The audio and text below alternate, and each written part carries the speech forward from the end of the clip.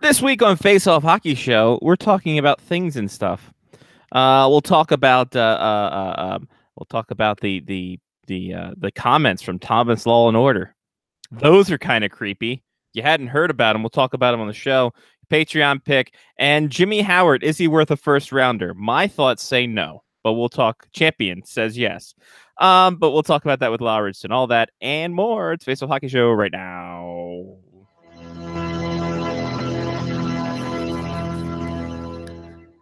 The following program is closed captioned for the thinking impaired.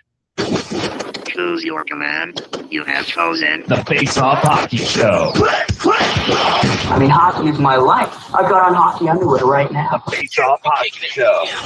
With Scotty Waz. Sean O. breakaway.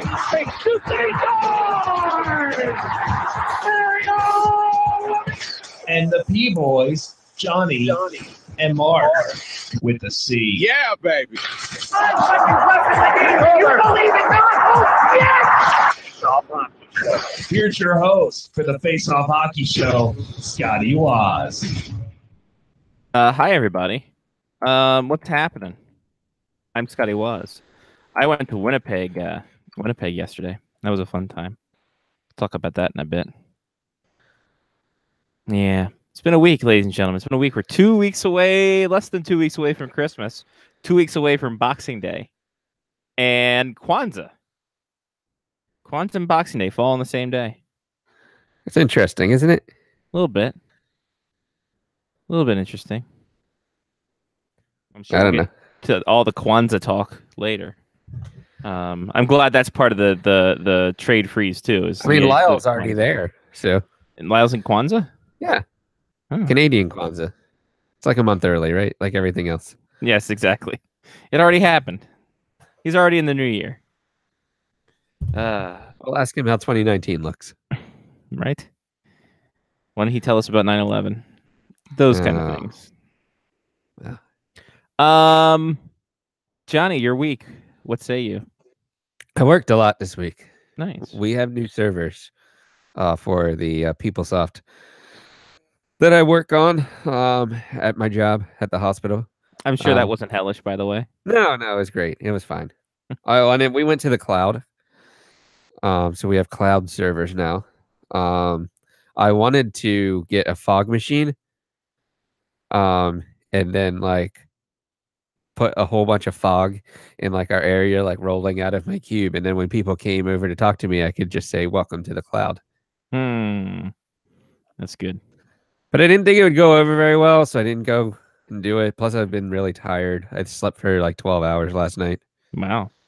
We haven't gotten an updated Snorsky stats from you in a bit. I don't know how it's gone. Actually, let's check this out here. Come on, load. You're the only thing that keeps track of me. There we go. You're the only thing that keeps track of me. So let's see. Weeks. Over the past week here. Days or weeks? What do I go with? Days here. All right. So over the last week here, the United States average for sleep quality is 73. The highest is the Netherlands at 77. Ooh. The lowest is Kuwait at 60%. I'm guessing higher is better? Yes, 100% is top-notch sleep quality. My average over the past week, 94%. Jesus Christ. The average... Take that, the Netherlands. Suck it, Netherlands. The average time of people going to sleep over the past week. The United States is 11:26 p.m. The earliest is South Africa at 10:52 p.m. Latest South Korea at 12:50 a.m. My average 9:26 p.m. Well then, take that, South Africa. Time in bed. United States average 7 hours 6 minutes. Shortest is Kuwait, 5 hours 53 minutes. Do they still have a lot of gunfire and such? Is that why people don't sleep very much? I think so. That and the bombing and such. I think that has a lot to do with it. Yes. The longest is the Netherlands again at 7 hours and 26 seconds. My average 8 hours 52 minutes. There you go. That a boy, crushing the average. The only one that I was like close to my average wake up time is 6:18 a.m. The earliest is Colombia at 6:06 a.m. Maryland?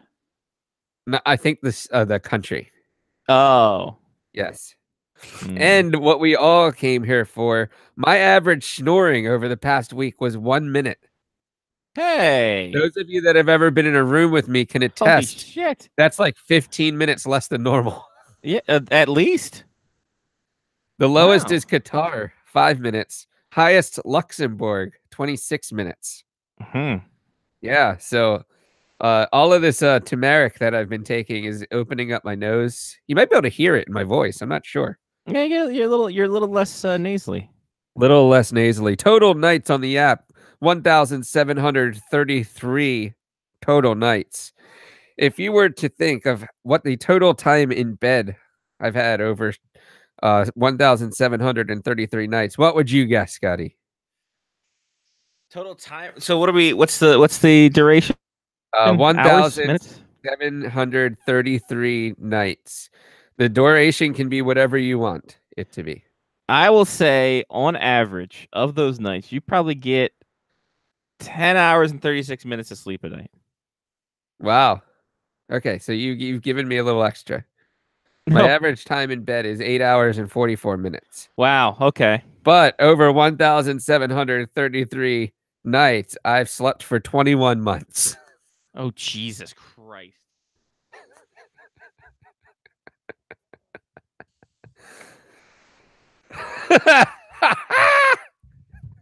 Trying to think. So you slept almost 2 years, Cash it in. and you've been on the app for like 3.5.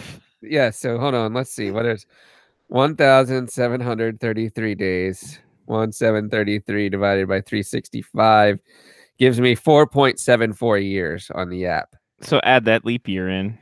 4.74 years on the app. I've Yeah. almost slept for 2 out of 5 You've years. slept half the time that you've had this app. That's tremendous. Isn't it though? That's amazing.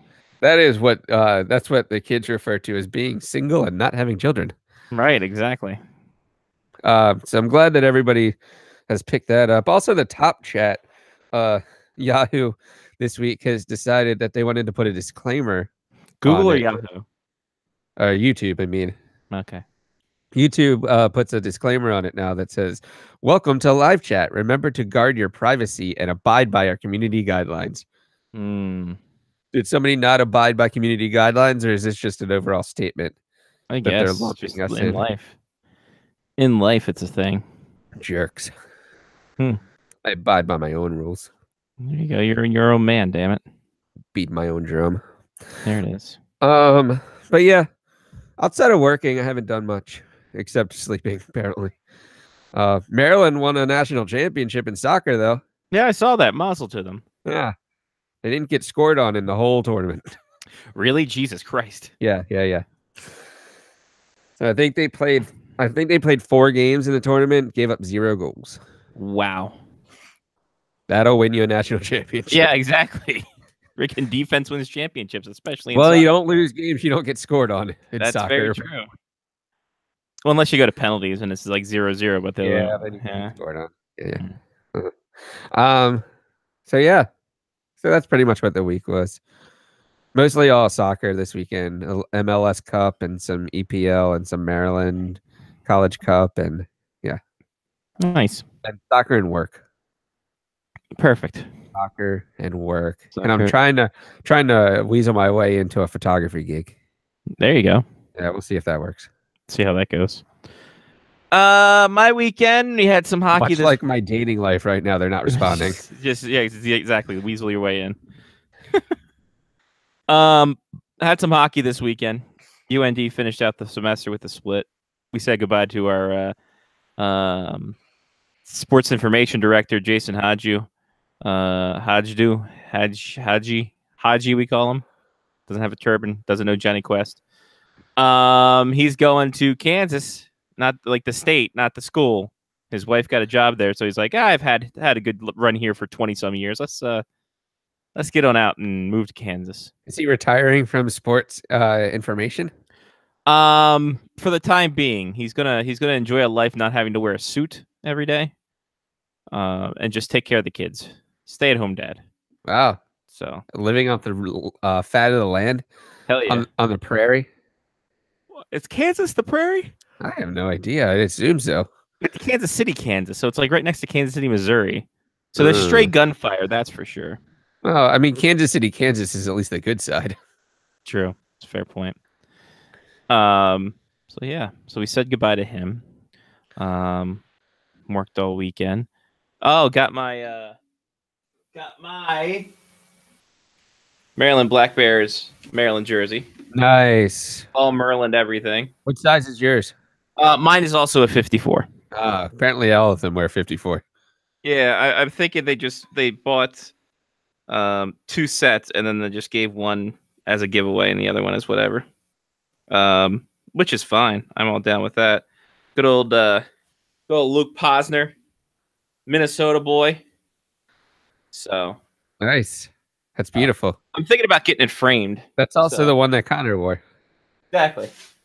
So I'm looking to get it framed to see how that happens.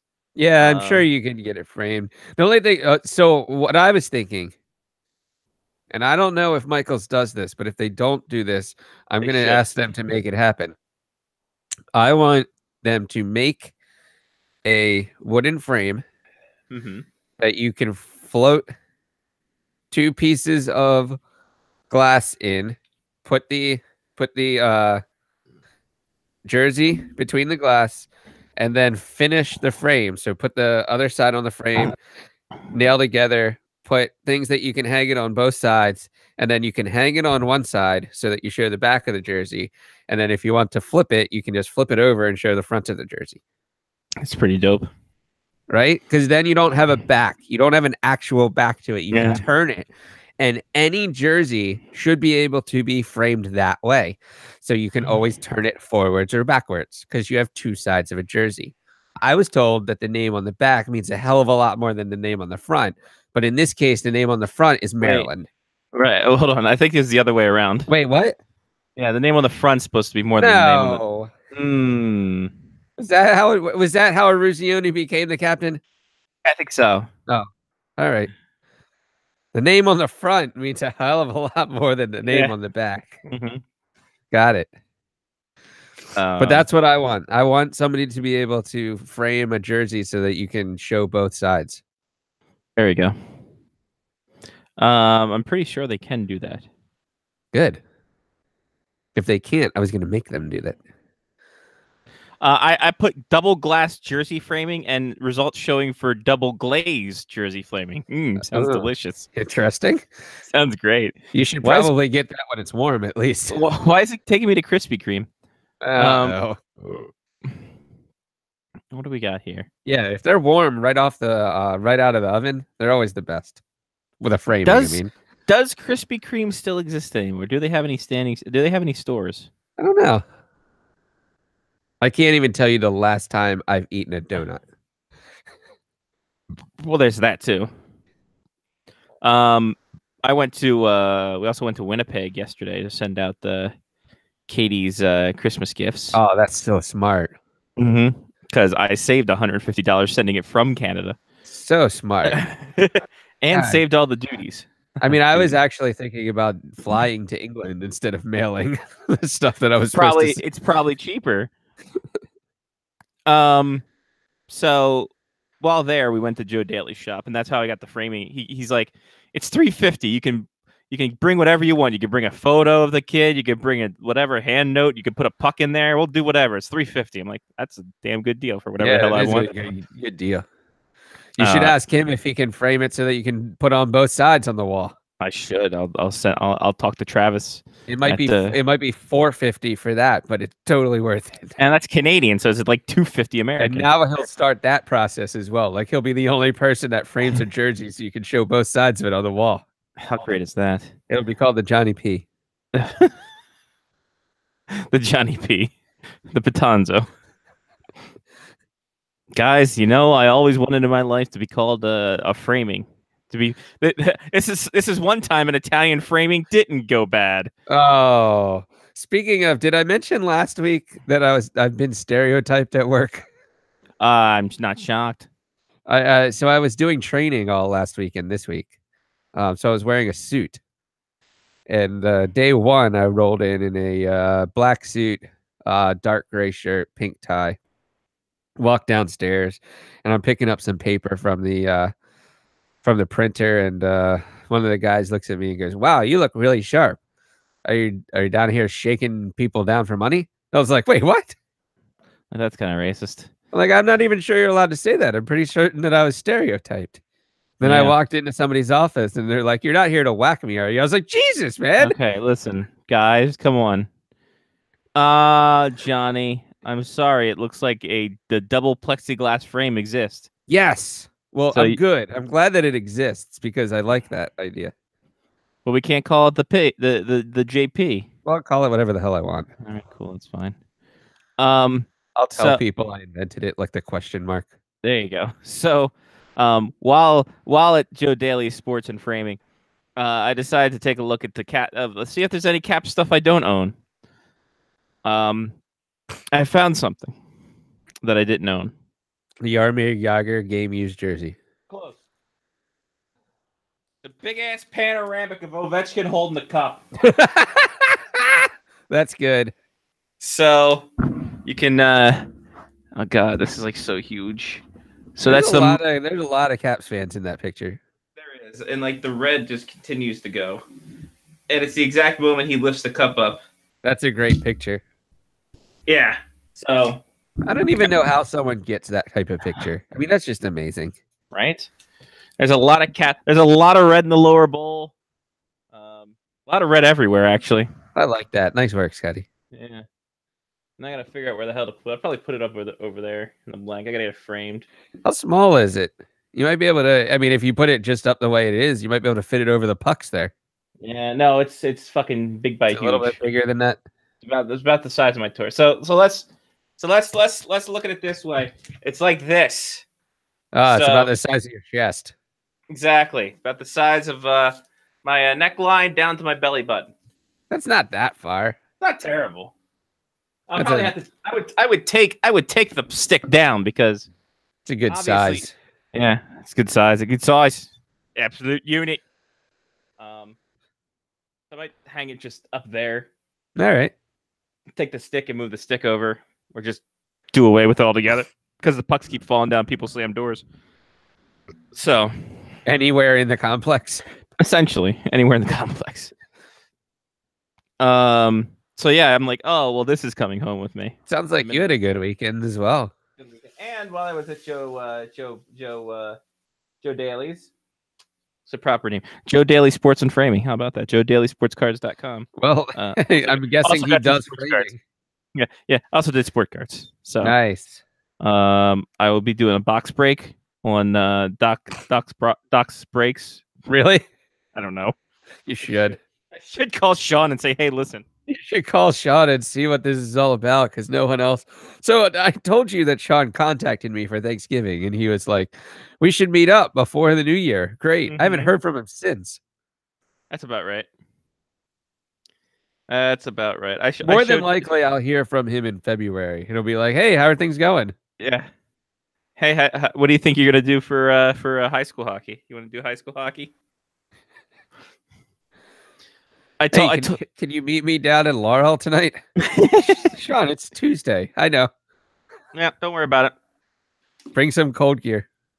So that panoramic picture was $35. That's not bad at all. terrible. That's 35 Canadian, so it's like 15 American. I know the exchange rate, ladies and gentlemen. All the stuff that I had for Kate's thing was under $45, and I'm like, I got like extra insurance and extra security for shipping. I'm like, Jesus, this is smart. Anyway, all right. You know what? Hit my music. It's here. It's yep. Start. Oh yeah. Who's down and out with some blues? Maybe some black and bruised. It's the Face Off Hockey Show injury reports. And boy, we got some injuries, ladies and gentlemen. First off, Kevin Shattenkirk, who's having a great time in New York. He's got a shoulder injury. He is out 2 to 4 weeks. Bad news for the Coyotes. No, they're not moving yet. But Close. Antti Raanta could be lost for the season. Oh, well, it's so good then. And I didn't take the latest trade that douchebag of the year sent me.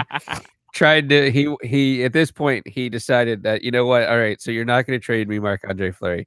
What if I get Martin Jones and I'll trade you Antti Raanta? I'll trade you both of my goalies, Antti Raanta and somebody else that were both on the IR. I was going to say, when was this? And does he realize that, you know, that I don't do a hockey show and I don't understand this stuff? Right. Like, he understands it's not a keeper league, right? I have no idea. Out of principle at this point, even if he sends me a good trade, I just hold on to it for 3 weeks and decline it. Smart. That's the way to do it. Jordan Stahl, he's got a concussion. He's on the IR. Oh, man. Rickard Rakell, ankle injury. He is out indefinitely. Also for the Ducks of Anaheim, Ryan Miller has an MCL injury. He is out 4 to 6 weeks. I saw that. That was not good. Not great. Not great at all. Matt Duchene, he's got a groin injury. He's week to week, but aren't we all? While Bobby Ryan's got a concussion. He is out indefinitely. Let me check one thing real quick, because I don't know if Mikko I Koivu just is found actually out, back by in the this. way, listening to last week's show, that you guys can't hear the computer noises that I No. hear. No. Did not realize that. That's why I react to them normally. Gotcha. Mikko Koivu day-to-day with a knee. He was kneed by Mark Giordano, who was suspended for 2 games. Zach, also in that game, because that Flames Wild game got a little fiery and wild. I don't know. I was hoping you would go there. As Ryan Lundberg got suspended twice. Fuck Lundberg? Wow, that's 2 weeks in a row. It really is. It's great. I love it. It's perfect. Suspended 2 times, both for 1 game apiece. One for jumping Matt Dumba. He left the bench with the intention of fighting, and then it was under 5 minutes, so he got the instigator. So that's another automatic 1-game suspension. So does that mean he's technically a repeat offender? I think so. I wonder if the suspension doesn't. God, I hope so. I absolutely hope that counts as 2 different suspensions. I hope so too. Because everyone in the media is saying it's just a 1-game suspension. I'm like, I looked into it. I'm like, nope. It's unless they petition to get it rescinded. Just even when you thought the NHL couldn't become a bigger shit show. I mean, it's like a puck goes off of a referee's stomach and into the goal, and somehow it's not a goal. I thought it hit his dick. Wait, what? And I like the NHL had to come out today that said it was in fact not a goal. Like how? Well, it's in the rule book, first of all. Well, second of all, how is that a rule? Well, just I think what happened back in the day. And they're just like, oh, okay. Man. Well, a wacky NHL. By the way, we forgot to do it in the beginning. Shout out to Harold Baines for getting into the Baseball Hall of Fame. And Lee Smith. Didn't Lee Smith play for the Orioles as well? I think he set the saves record with the Orioles that 1 year he played. Yeah. And then Mario Rivera. Great year for the Orioles right now in going into the Hall of Fame. Right. Neither of them are going to don the Oriole hat, though. No. Well, I mean, Baines might. Nah, I think he's going to be a White Sox. Orioles or a White Sox, right? It's definitely a White Sox, I think. He went back to them at least 3 more times than the Orioles. All right. Even though he grew up in Easton. I don't know. Yeah, let's look at the Harold Baines stats. Are we gonna go with the last Harold Baines hit for the game tonight on Fuck You? Hey, listen, you don't know. The last time he was an Oriole. The date of the last game he started an opening day with the Orioles. He played 14 years with the White Sox. Wow. I did not know that. 7 for the Orioles, 3 for Oakland, 2 for Texas, and 1 for Cleveland. I only knew him as an Oriole.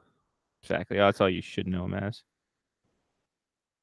He is about 134 hits short of 3,000. Ah. I bet you he could get them today still. Oh yeah, no. If he was there, he definitely. I mean, he did this. All he needs is hand speed. It's not like he ever legged down any singles. No, if he's hitting one of the gap, that's a single. Yeah, as long as it hit green somewhere, he made it to first. As long as it wasn't in the infield. And then turned to the dugout and asked for a pinch runner. Right, exactly. He'd have to play another full season because he'd just get to hit a game and then have to go for the I'd be fine with that. I'd be all right with it. That'd be great. I would be fine with that. Actually, did I tell you that the Orioles are doing a 1989 Orioles Why Not 30th anniversary next year? Oh, that's what better time. Jesus. The team's the garbage as we speak. So I would buy a ticket if I got to like sit on the field and watch the 1989 Orioles Why Not video on the Jumbotron after the game. Here's the garbage thing now. We don't have any hookups. We still have hookups. Oh, we got hookups? Holler if Yeah. There's still people there. All I have to do is ask Bailey or Matt, and they're like, yeah, you have tickets. Yeah, they'll be fine. We'll be fine. Perfect. Beck Hyman also got busted. 2 games for kneeing Charlie McAvoy. Isn't McAvoy hurt? Yeah, I don't know. That's a great question. Isn't he on the plethora of injuries that the Bruins have right now? He's just. I never thought he went off. I thought, how was he playing? I mean, I remember watching NHL.com watching the NHL Network last night, and the Bruins had a bunch of injuries. Yeah. No, he returned to the lineup on Monday or on that's Sunday. Good. So he's good. Nice. He's fine. Glad he's all right. Glad he's doing well. All right, Patreon pick. It was a tie because I got it out late because I was traveling on Tuesday. So we get to talk about 2 things. That's fine. That's really fine. The one thing, which NHL player is going to gripe about past teams? Of course, we talked about Dan Carcillo talking about the abuse and hazing he's dealt with when he was in. Don't know where he was. He was major junior. So, and then also Andrew Ference came out today and just the other day and threw everyone in the Oilers under the bus, saying the partying culture there was too much. Says that the party culture wasted his final seasons. Dallas Eakin could only do so much with what he had. Blah blah blah blah blah. Yeah, that sounds like whining. Right? Did he realize he was Andrew Ference? Yeah. Not everyone bikes to the games there, Andrew. Sorry. You and Eakin got together, got along fine because you're both health nuts. So Andrew Ference went nuclear. Who's the next former player to do like a wrestling style shoot interview and bury everybody? A promo. Yeah, who's gonna cut a promo on their team? Who has been Sean Avery?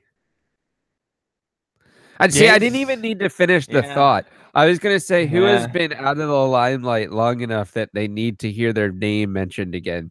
And it's Sean Avery. Yeah, you're not wrong. I didn't even get the entire thought out as a sentence before I figured out who it was.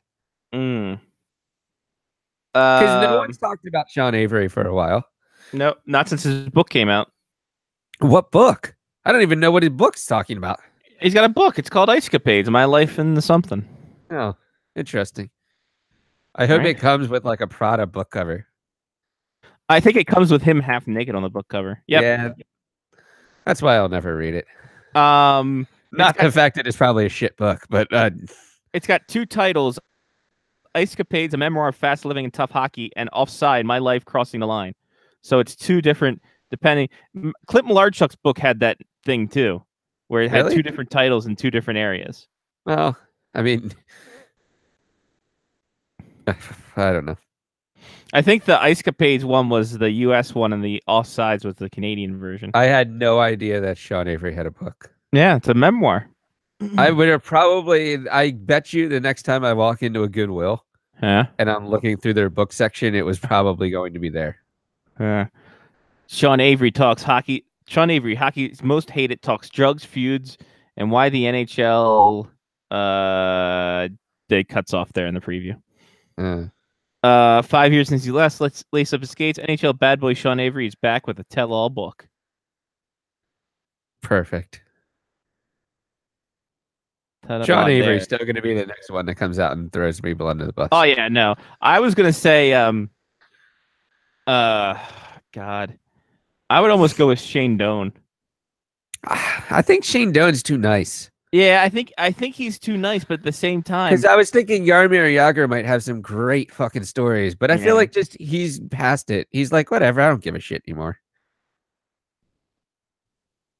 Kevin I think he would be Stevens. a cool autobiography, though. If that autobiography comes out, I kind of want it. Kevin Stevens, I think, would be Kevin Stevens. Kevin Stevens coming out of the jail cell. Interesting. He seems like a guy who would have a lot of dirt too. Like Christ. I mean, there could be a good one if Eric Lindros coming out talking about how concussions were mishandled. Yeah. Maybe. God, who had a live fast, die young guy? Grant Fuhr, no. Brent Gretzky. Brent Gretzky, the other Gretzky. Gun Cannon said that he figured Sean Avery's book would be called "Shots to the Head," a Sean Avery story. Right. Sloppy seconds. That was only in Dallas. That was the working Sure. title in Dallas. Semin, Alex Semin. Are you kidding me? No, Alex Semin, Corsi superstar. Corsi Darlin, Alex Semin. Do you think a book that Alex Semin could come out with a book and he would find out that he wasn't enigmatic all the time? He just fucking hated everybody. Yeah, that'd be great. He just buries everyone. He was like, "No, I wasn't withheld. I wasn't an enigmatic Russian. I just didn't want to talk to you. Right. I thought you were a dick." No, I wanted to come out that he spoke fluent English from day one. Oh, that'd be so good. Fantastic. I agree with that completely. Mark, who do you think's the next NHLer who's going to do a shoot promo on their former team? Let me think. It has to be somebody that's on a different team now. Well, just in Or life. retired. Or retired, yeah. Is that me or you? What? What? Ah, god damn it! I think I need to restart. I got some bugs. Yeah, I got some fuzz. I want to hear Rick Nash go off on somebody because I feel like it'd be a lot of gosh darns and dag nabbits. Rick Nash. Rick Nash go off on Columbus. Rick Nash's bullshit Columbus tenure. That would make the gun cannon go cry a little bit. He used to be so intrigued with the time there with Doug McClain. Oh, that'd be tremendous. I'm gonna reboot here. I think. Right, reboot. All right, we'll see you in a bit. Cameo Mark, everybody. There you go. What a great out. Yeah, right. The next Patreon pick is there because Bob Cole's going on his farewell tour. Okay. Of Canada. There we go. I'm good. All right, cool. In life or In Canada, he's hanging up the microphone, not like the cool way where he can do it like Michael Buffer. is he gonna drop it? He might. That's because he has bad hands. Drop his microphone and then it breaks, and then he's like, "All right, I'm out."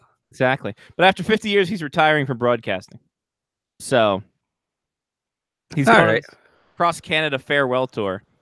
Everyone's giving him jerseys and prizes and all kinds of fun stuff. So is there a U.S. broadcaster as beloved as Bob Cole that will get a farewell tour and not have any hate thrown at them? I don't think universally. No, I don't think Doc Emmerich gets the same kind of respect. I think Doc Emmerich gets the same kind of respect. Though. I will say Doc Emmerich gets the same shit given to him when he's like, "Hey, I'm going to retire," but I don't think that he is universally loved as Bob Cole is. Fair. Does he do a farewell tour, Doc Emmerich? Yeah, because he's full of himself. Perfect. Exactly what I was gonna say. I mean, why wouldn't he? I mean, he would definitely be the person that was like, "Look at me, I'm retiring." I'm gonna go do baseball now. I mean, he's not going to get a broken phone from the dugout after you hit it with a bat, like David Ortiz got from the Orioles. Yeah, it's tremendous. But that's some keepsake value. he definitely will do that. Yeah. I mean, there's not a single chance that he would not do that. No, you're right. Is there another? Do you think there's another U.S. broadcaster like who has that standing Who where was people the would Kings do it? broadcaster? He's not still around though.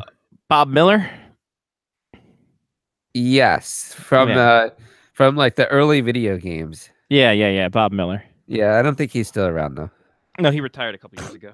But I think he got that kind of tour too from some people. But I'm gonna say that the United States doesn't have iconic announcers the way that like Hockey Night in Canada does. Yeah. I would say Kenny Albert, but Kenny Albert does like 17 different sports. Yeah. I mean, I like Kenny Albert. I like him too. What he did with that prostitute was just that was normal. Yeah. Yes. It'll get you banned on Tumblr now, but it's normal. I mean, it's no Hugh Grant. Right? Yeah, I don't know. I can't think of a universe. I mean, not hockey-wise. I would say that you have people like Bob Costas, even for all his faults and being a dickhead. There are people that love him being on stuff. Vin Scully was probably the Vin Scully. guy. Yeah, He he was a great guy too. Yeah. Well, I mean, from what I've been told. Right. Gun Cannon asked about the broadcaster from the Sabres, who I do not know his name either. Oh, Rick Jenneret. Rick Jenneret. Yes, thank you, AJ. Already on an early fuck you. Wow, nice. Can we just call him Dick Jenneret? Dick Jenneret. Degenerate. I get it. Only if his last name is X. I think Mike Lang will do it because he's self-indulgent of himself as well. Pittsburgh. I'm going to say that people outside of the Pittsburgh area have no idea who Mike Lang is. I'm going to say that that's not true. They know they know his voice and they've heard his commentary before. They probably just don't know who he is. But how do you, he was the radio guy. Like that's like saying that people know John Walton. The only time you hear John Walton is during NHL commercials. Yeah, but Mike Lang is one of those guys that he makes YouTube videos because he comes up with ridiculous shit. So like there's always those YouTube videos of like the most ridiculous things that commentators say, and he's always on there. Yeah, I guess so. I don't know if that's even a real YouTube. Because I don't think that the radio people get anywhere near as much pub because they're all local. Yeah, that's fair. AJ says Pat Foley would do it just to yuck it up a little bit more. Yeah, he would. Pat Foley would do it to himself. Who was the guy that came up with all of the like pop culture references? That was the Florida Panthers radio guy. Oh, that was he was a former player. And AJ's probably going to get to it before I am. But he was funny for a little while. Yeah, he was. And I have no idea what he's doing now. He's probably just hanging out. He's probably still doing the games. No one just listens to Panthers radio. Randy Moeller. Yeah, there it is. Randy Moeller, former defenseman. Thank you, Florida Jesus. Yes. So, there we go. Anaheim Ducks re-signed Andy Murray to a 2-year extension as general manager. All right. Congratulations to him. Now let's get to it. Let's get to the brass tacks. Thomas Law and Order had a thing going on. I didn't hear any of this, so this is new to me. So this was actually in the the Triangle Business Journal today. Today. That's a real thing. Why does where's the I only read the Rectangle. Yeah, it took me a while to get there. I'm sorry. That's all right. That's fine. The Rhombus Business Journal was way better. Actually, Rhombus Pizza down the street for me is probably better too. If there's do they actually have Rhombi boxes? I don't know. I'm usually too drunk to. Because if you name your place Rhombus Pizza and you don't actually make pizzas that come out in rhombus form, then you're just a fraud. Well, yeah. You're not wrong. So, to the Triangle Business Journal, there's 5 experts that Caroline Christian's a Hurricane fan. Oh, hold on. How does the Triangle Business Journal have 5 people that are part of it? 5 excerpts, not 5 people. Oh, okay. 5 excerpts. I hope it's only 3 people still. Right. And yes, I understand that the triangle means the area, but I'm still going along with the. No, we get it. Kill the bit. Geometry jokes. You're killing it. Love it. I would like a hypotenuse in here somewhere. Yeah, let's circle back to what we were talking about. Thank you, Mark. Yeah. Appreciate that. I mean, I bet that there's probably some pyramid out there as well, like a scheme. We're getting to this comedy pyramid, that's for sure. We're going to try to get to the top with all these, I don't know, octagon. There it is.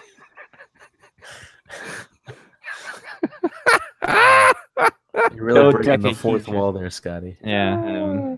I don't know. Pi r squared. Eggs, pi r round, sir. Oh. All right. Anyway, Thomas Dundon. He said, if I sell, it's going to be because we're losing and I can't take it anymore. That is awesome. This is a direct quote. He hasn't even been the owner here, has he? No, he's been an owner for like 10 minutes. Yeah. That is so awesome. I love it. He said, if I ever sell the team, it won't be financially motivated. It'll be 100% because I literally can't take it anymore. I've never lost like this before. Oh, God. This guy might be my favorite person ever. On the Hurricanes' performance. The results are worse than we probably would have expected. So, yeah, it's not very good. Don Waddell told me to be positive, but I can't when I lose. We knew we were going to be bad, but this is way worse than I thought it was going to be. He said the team is good enough to win, but, quote, we're not good enough to be great yet. We can win because the difference is so small, but we're not as good as what I think we can be. But if you try to do it fast, you'll be bad, and I want to be good for a long time. Says the Hurricanes will focus on offensive skills, defense, broad. We won't be drafting defense in the first round as long as I'm here, he says. Oh, dear Lord. The Hurricanes are now in a market for a quote-unquote sniper. I've got to have more offense. I want to lose 5-4, not 2-1. So does anyone remember the beginning of the show when I talked about Maryland not being scored on throughout the NCAA tournament? They won a national championship. Yeah. Listen to this petulant child. If we lose 5-4, I'll at least have fun. Hey, did you know that there's a guy that used to play for the Hurricanes that now plays in northern New York by the name of Jeff Skinner? Right. Yeah. He scores goals. Why didn't you pay him? He scores goals. He might be the next person that comes out and talks about his former team. Oh, that'd be fantastic. That's a good one. All right, so the future in Raleigh. Excerpt number 3. Dundon acknowledges the hockey team is entering a critical stage. The long-term lease of the PNC Arena expires in 2024. And I quote, my son's going to University of North Carolina, so I'm hoping to get to be here with him when he does that. So the plan is to figure out a way to get an arena redone. Hold on. Wait, hold on. Is his son 8? It might be. Okay, so this goes to 2024. That's at least 6 more years. How long is this fucking kid going to college? I don't know. He's trying to be a doctor or just a dropout. I don't know. So the real question is, did he buy the team so his son could get in-state tuition? Oh, that's perfect. That's perfect. Wow. Smart. Different wrinkle that we haven't thought of yet. Yeah. He was like a scheming lower. I mean, the difference between in-state and out-of-state tuition for the University of North Carolina is like hundreds of thousands of dollars. Yeah, you're fucking smart there. He said it would likely cost $200 million for a new arena. There's a different standard now that the NHL wants the fans wants that the fans obviously want. The focus is how do we work with the Centennial Authority and the state and figure out how to end up with a situation where the team can have success. Dundon said leaving Raleigh isn't an option. I've never talked to any other markets about what's out there, but we have a challenge, which is we're not downtown. There's a list of successful non-downtown. There's not a list of successful non-downtown arenas, and that's a fact. That is a fact. That's it. That is a fact. So where's That's the not Carolina just Panthers being- arena? I mean, stadium. It's outside. Yeah, it's outside. Yeah. It's Way actually outside. there's not much near it from what I remember. I believe there was one hotel. Yeah, think of Landover, like when the Caps were there before they built it all up. Like it's like vacant. There is nothing around it. Oh, Carolina Panthers, not Florida. Oh, the Carolina Panthers is downtown Charlotte. Yeah. So. Oh, sure is. It's in the Yeah. 3rd ward. Wow. Is that after Joel? After Joel, but before Aaron. He said if there's a possibility for a stadium downtown, I'm in. I'd be happy to put up the money and put up the environment, create a community, but here it is tough.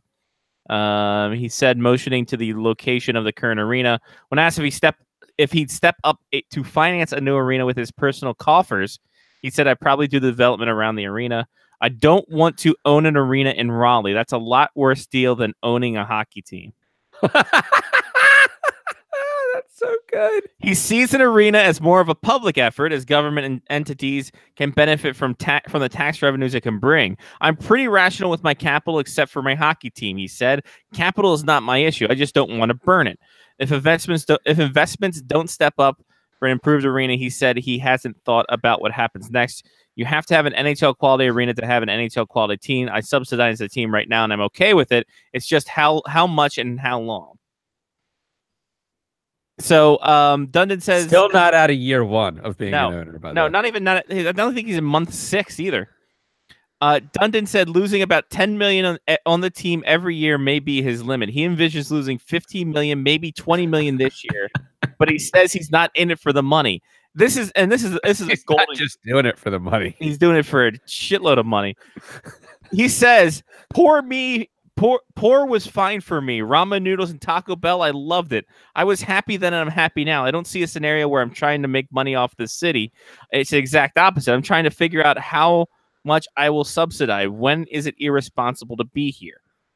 Dundon endeavors, including Dundon's other endeavors include golf retailer Topgolf, which he says is already eyeing another location in the Triangle. He said he's interested in helping the effort to bring an MLS team to Raleigh. He says he's in talk with the MLS about investing his own cash and then trying to get him to invest in other markets, something he's ruled out. MLS doesn't need any more teams. Yeah, I know. So there we go. Well, let's put it this way: MLS could use more teams when they create a 2nd division and start a relegation and Right. promotion in this Agreed. country. So that's a lot to take in. That's a lot. That basically, I would hedge my bets if I was a Carolina Hurricanes fan right now, because it sounds like your owner is a petulant child who has no idea what it takes to run a hockey team. 2, that he will leave at the drop of a hat. If losing gets too much. 3, if he starts losing too much money, he'll sell the team to whoever wants to move them to Quebec City. Because you can read between the lines in that one. Mm-hmm. I would be scared. I'd be scared right now if I was a Carolina Hurricanes fan. Then there was nothing good that came out of that. No. Though some Carolina Hurricanes fans seem to be like, I'm okay with what he said. I mean, he was extremely truthful. Yeah, exactly. It's kind of just like Transparency goes so far. I mean, sure, he was transparent. So when he moves the team, or when he sells the team so that it's allowed to move, you would have at least seen it coming. Right. It's not going to be a Mayflower middle of the night thing. No, it's going to be like, hey, I didn't want to lose, so I'm selling the team so I stop losing. And stop losing money. And because Raleigh's not going to give me a downtown arena, I'm not pumping any more money into this area. Oh, yeah, and by the way, my kid graduated. Yeah, exactly. Listen, my kid graduated. You guys can go fuck yourselves. Wow. All right. He just spent in the 4 years that his kid was in college, he just spent $60 million to get in-state tuition. But think of those tax write-offs. Oh, think of those tax write-offs. Years. Think of that in-state tuition. Write off those losses for years. I would. He I might would be able to write off his kid's education at that point. We should talk about the. We should talk to Cool McClure. See what he has to say about this. I don't know. I don't know if those guys have the time for us. They're so Right. busy down there, from what I've heard. So busy. I think someone mentioned not enough tailgates in the world could make that a hockey culture from where the spot is placed at. And it's right. It's such a goddamn way the hell and Yeah, gone but being place. downtown's not going to help that. No, but everyone Being thinks being downtown is going to help it. You're not going to have any parking lots. That's true. You have to rely on fucking. Like, okay, so I go to a Caps game. Yeah, you do. Johnny I goes to a get- Caps game. Actually, I'm going to a Caps game. Saturday. Going to a Caps game. I go to the Caps game, right? I get off the metro. If I get down to the Caps game early enough, I walk a block down and I go to a bar and hang out with my friends for an hour, and then I go into the game. There's zero chance that I'm driving my car to a parking lot, sitting in a parking lot with a bunch of friends, and tailgating before a Capitals game. Mhm. It's literally downtown. Yeah. But Yes. tailgate at Nassau Coliseum. I could tailgate at Nassau Coliseum. You know, I've done that before. Actually, they have parking lots, How about that? and it's not in the city. Yeah. I had a great time when I went to Nassau Coliseum, except that it was kind of thrown off that I walked in the upper deck. Yeah. Still kind of thrown off by that. Yeah. But I don't get it because there's pros and cons to everything. Like, as soon as you move that downtown, awesome. You quite literally just lost the entire atmosphere that you had before games. Yeah. I mean, even us going to DC United game, the DC United at RFK had a much better atmosphere before games than DC United Stadium now that they're next to the Nationals Arena or baseball park. Just saying. Yeah. Look, man, I'm with you the entire way. Yeah, I think Thomas Dundon is not, especially that line about I'm gonna sell the team if we keep losing. Well, there was probably a point where Terry Paguglia had the same thought, but he didn't say it out loud. Yeah, exactly.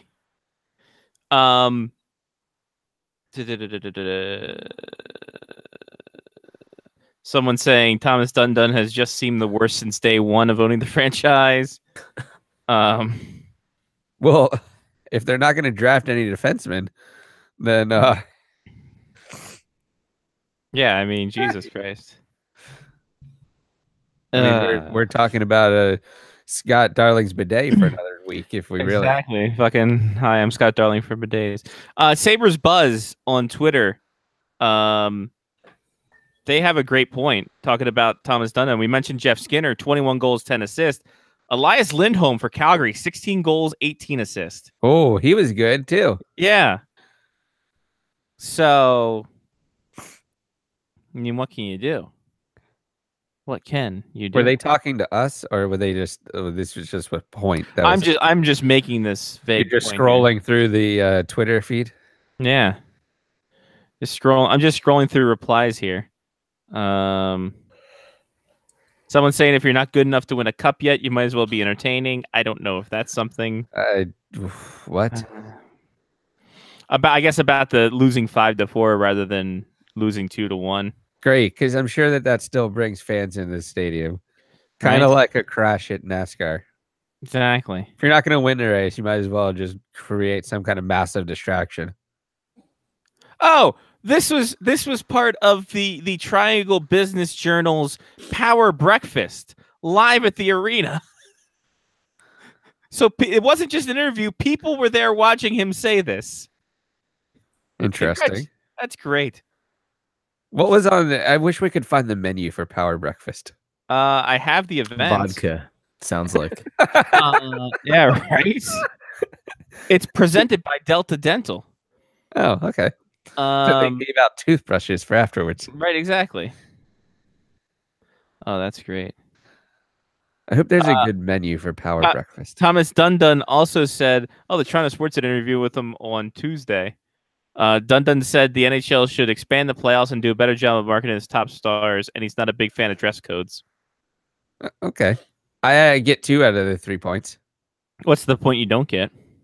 That they should expand the playoffs. Thank you. I was hoping you would say that. I was hoping you would fucking say that. Because you're right. I mean, let's be honest. It's not like we haven't called them out before for this. So this is from Dave Feschuk of the Toronto Star. In a ballroom filled almost with exclusively with men in dark suits, Dundon, who will celebrate his 1-year anniversary as an owner of the Carolina Hurricanes next month, he's like 11 months in. Told you. He hasn't made it to a year yet. He wore a dark tracksuit, a black Hurricanes pullover paired with Lululemon sweatpants. While such casual wear has long been a staple of U.S. billionaire class, where the hoodie and sneaker-wearing CEOs are a staple, it is yet to become standard among NHL power brokers. He said a suit and tie business attire made him feel uncomfortable and restricted. Sounds like those new age moms who don't believe in vaccination. And then only wear yoga pants all the time. He said after the loss on Monday night to the Maple Leafs, the losing just makes me insane, makes me sad. Cheer up, emo kid. Is there any good facts here? Are there any good facts? Anything good? Dundon had his way. He included as many as 24 teams in the post. Why even have a regular season? Let's just go right to playoffs. Yeah. Well, I mean, you at least have to play the first 3 months. I bet if they went October, November, December, started playoffs January 1st with the Winter Classic, I'm in. He says reducing the regular season to from 82 to 78 games would be a thing.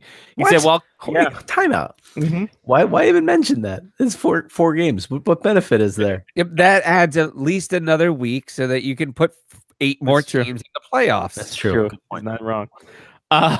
They should go ahead. Critics have argued expanding the playoffs would make regular season rest relevant. Dundon makes the case for the opposite.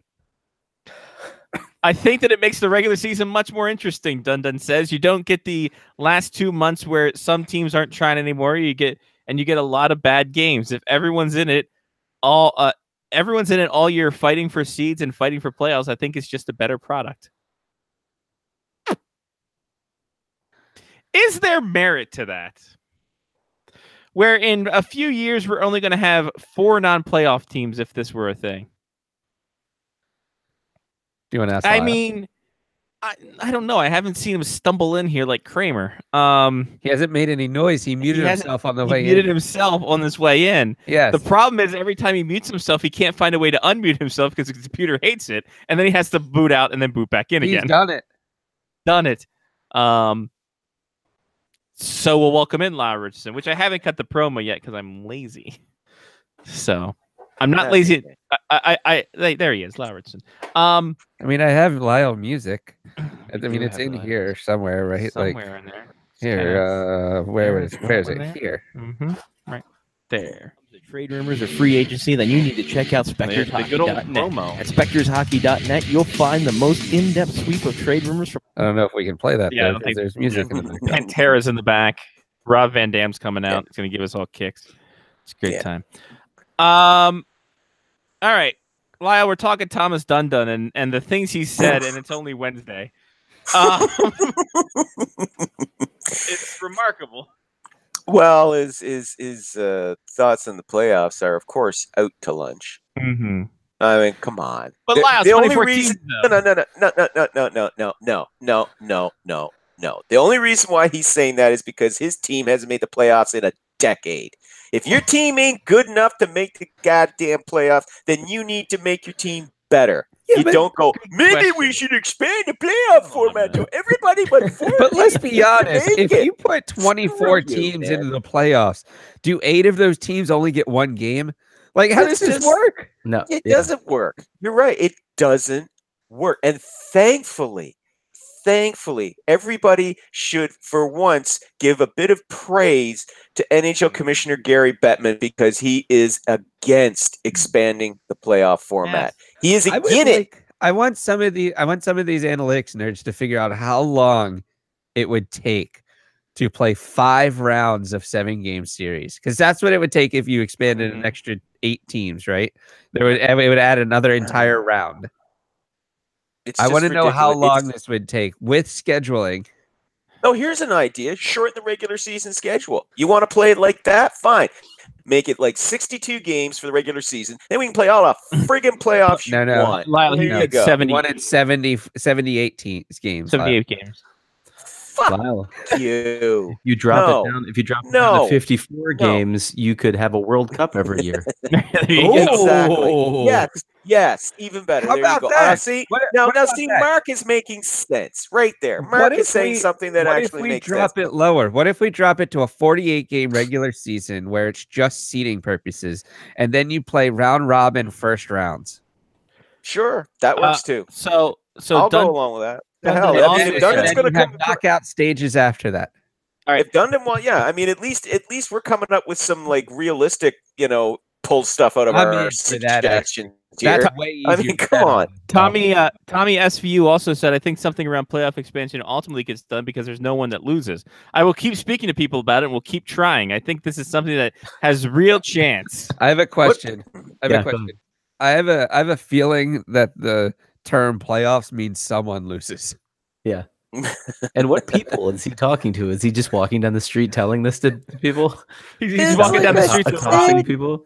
It's like I said, this is the general manager, the first year owner. By the way. This is the first year owner of a team that hasn't made the playoffs in a decade. If they keep going the way they are, they're not going to make the playoffs this season. Lyle, that's why he's doing this. Chuck interview goes better. I Talking can't about wait until this team's in Quebec. The Quebec Hurricanes would be so awesome. Let's see. Dundon is among those who wants to see a firm hold a commitment to non-hockey players of the sport, do more to promote the star players.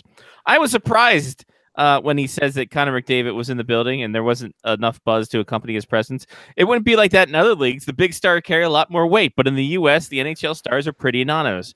It was probably the worst attendance of the year. When your biggest star doesn't carry every market, I think we've got to look at that and say, what can we do about that? And I think that's something the NHL is working on. This mentality of team first is great mentally, but at the same time, we're in the entertainment business.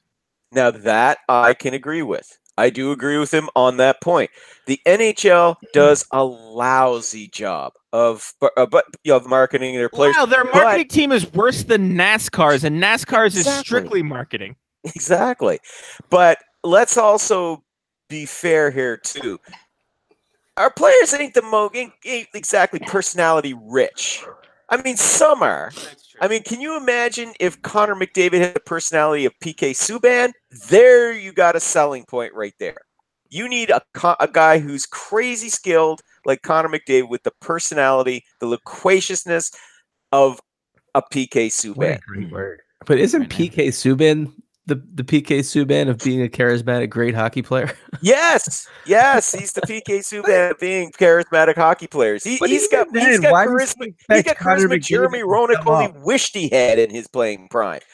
Johnny. The bottom line here is, but for the most part, guys like PK Subban are scarce, and we all know that the culture of hockey has to change. If you want to be able to bring that up, the culture of hockey has to change. Either that, or you need to have a player who just demolishes all molds, like the way Gretzky did, the way Bobby Orr did. Those two guys, by the way, again, not exactly known for their sparkling personality and razor sharp wit during their playing days, but those guys, they were just so phenomenally great that, yes, of course, they attracted people and drew interest to the NHL. Connor McDavid is a great player. There's no question about it. The same as Sidney Crosby is a great player. But both these guys have the personalities of Formica, and you can't market that. Okay? Formica. I don't know. If you're a flooring company, I think you could. Well, yeah, if you want to go to a flooring company. But you get my point, right? Yes, but my problem is, why is there an owner of another team that's expecting this guy to sell out his arena? That's a fair point too. Because I'm gonna say this, that I was not a hockey. I was a hockey fan, but I was too young to go to the games when Gretzky was around. So I don't know if Gretzky came into town and there was a traveling circus that went along with him, selling out arenas behind him. But I'm gonna say I don't think that occurred. Even at that time, it did. Well, it certainly helped back in the late 80s and early 90s. Why do you think there's a Sun Belt now? It's because of Gretzky. It's because of Gretzky. But I also think, though, your point is also valid that, you know what, if you want to sell out your building, why don't you make your friggin' team better? Once upon a time, your building did sell out. It was back when you were a Stanley Cup champion. Okay. Hashtag Chicago Blackhawks. Right. Oh. He also said, I've pushed for let players be comfortable in what they want to wear to the arena. I've also told Brenda Moore, you don't have to wear a tie every night if you don't want to, but he's not going for it. He believes in looking professional. He believes that matters. So I'm not trying to talk him out of it. It doesn't matter to me, but it doesn't mean it shouldn't matter to somebody else. That's how you end the Dave Feschuk interview, is talking about clothing. I'm going to say that Brenda Moore looked at him and told him to go fuck himself. Exactly. As he was bench pressing a Toyota. And not a Prius. No. Now get out of my office. I'm still doing reps. Exactly. He's got a Celica up on a weight rack. And then of course we talked about before you got on, Lyle, the sports business, the Triangle Business Journal thing that he did today. Did you hear about that? Did you read about that? No.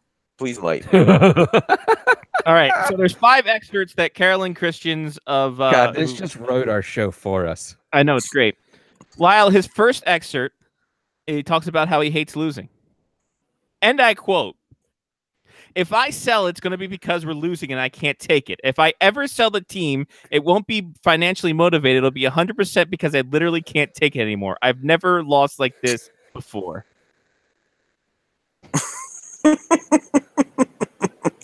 Son, you're in the wrong business. Lyle, it gets better. Please. When talking about the performance, the results are worse than we probably would have expected. So, yeah, it's not very good.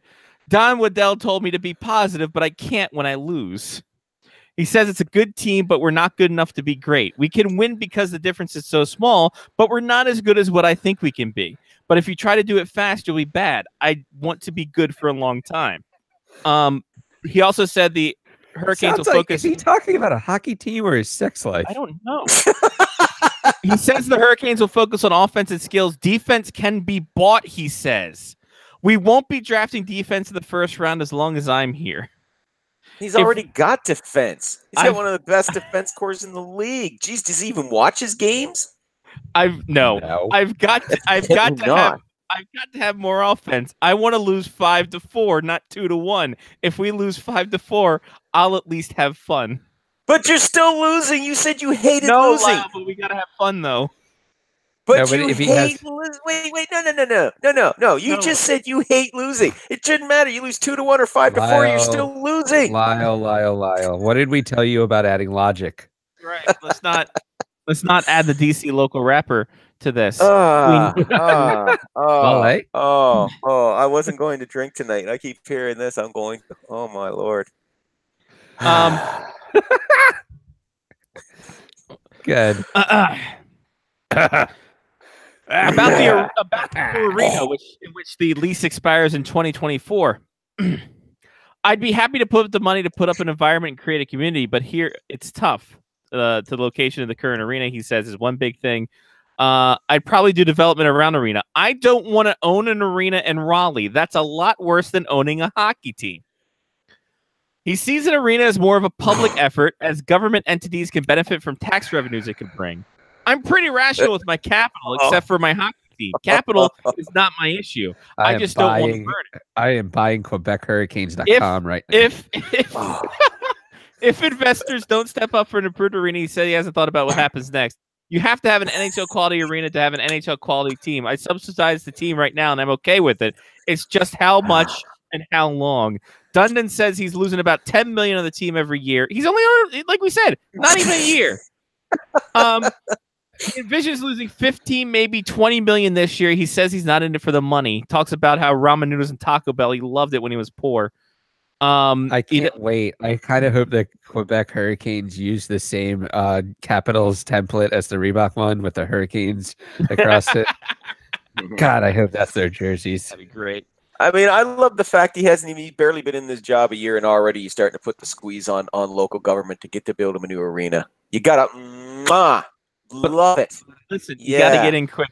You can't. Oh yeah. If I've learned nothing, is people in North Carolina don't give a shit. They'll be like, "Fine, leave." Exactly. It'll pretty much come to that at this rate. Yeah. The biggest point here is just like he's not going to be a pillar of the community. He lives in Houston, and he's just hanging out, and it's just there. Oh boy. Oh, why do I have a feeling this is going to be one of those? Didn't we say from day one he seemed like a con man?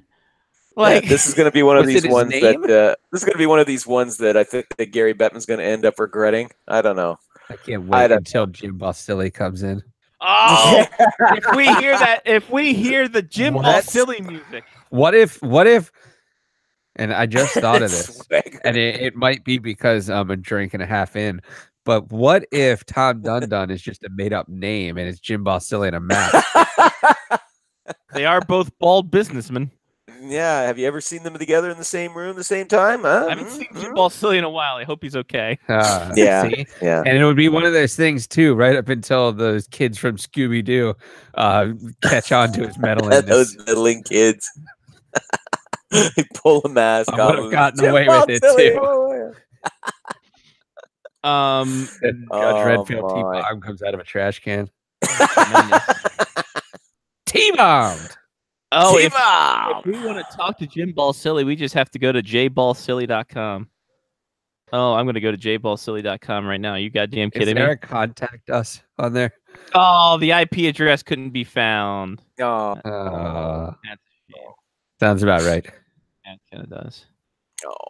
I would love to talk to That's Jim because Balsillie. his name is Jim is Tundun now. Yeah, Tundun. Dun.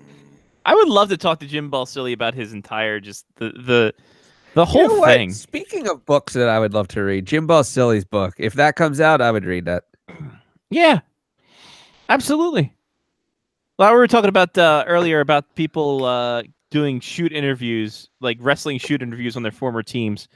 Andrew Ferentz, the latest one. We were talking about who we thought would be the next one to do so. And then we thought Sean Avery, and then we already had a book out. So we're like, well, that's probably probably that. No. Is there anybody you think?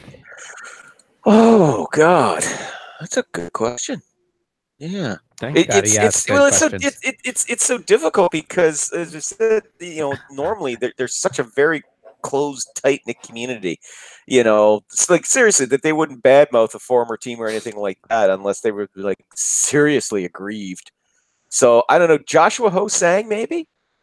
Ooh. Josh Ho-Sang, because it seems like he's not going to be with the Islanders for much longer. What would his book be called? Late. For whom the bell tolls.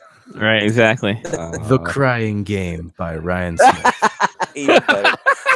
Even better. That's good. Oh man, that's good. Yeah, because it's kind of unusual to see like a former player kind of rip on his old team. I mean, especially Ferentz, who was the team captain during those dark days there that he was describing. But a lot of what he's talking about rang true. It certainly explained a lot. Yeah, it kind of did. When you look back on it, it's like, well then.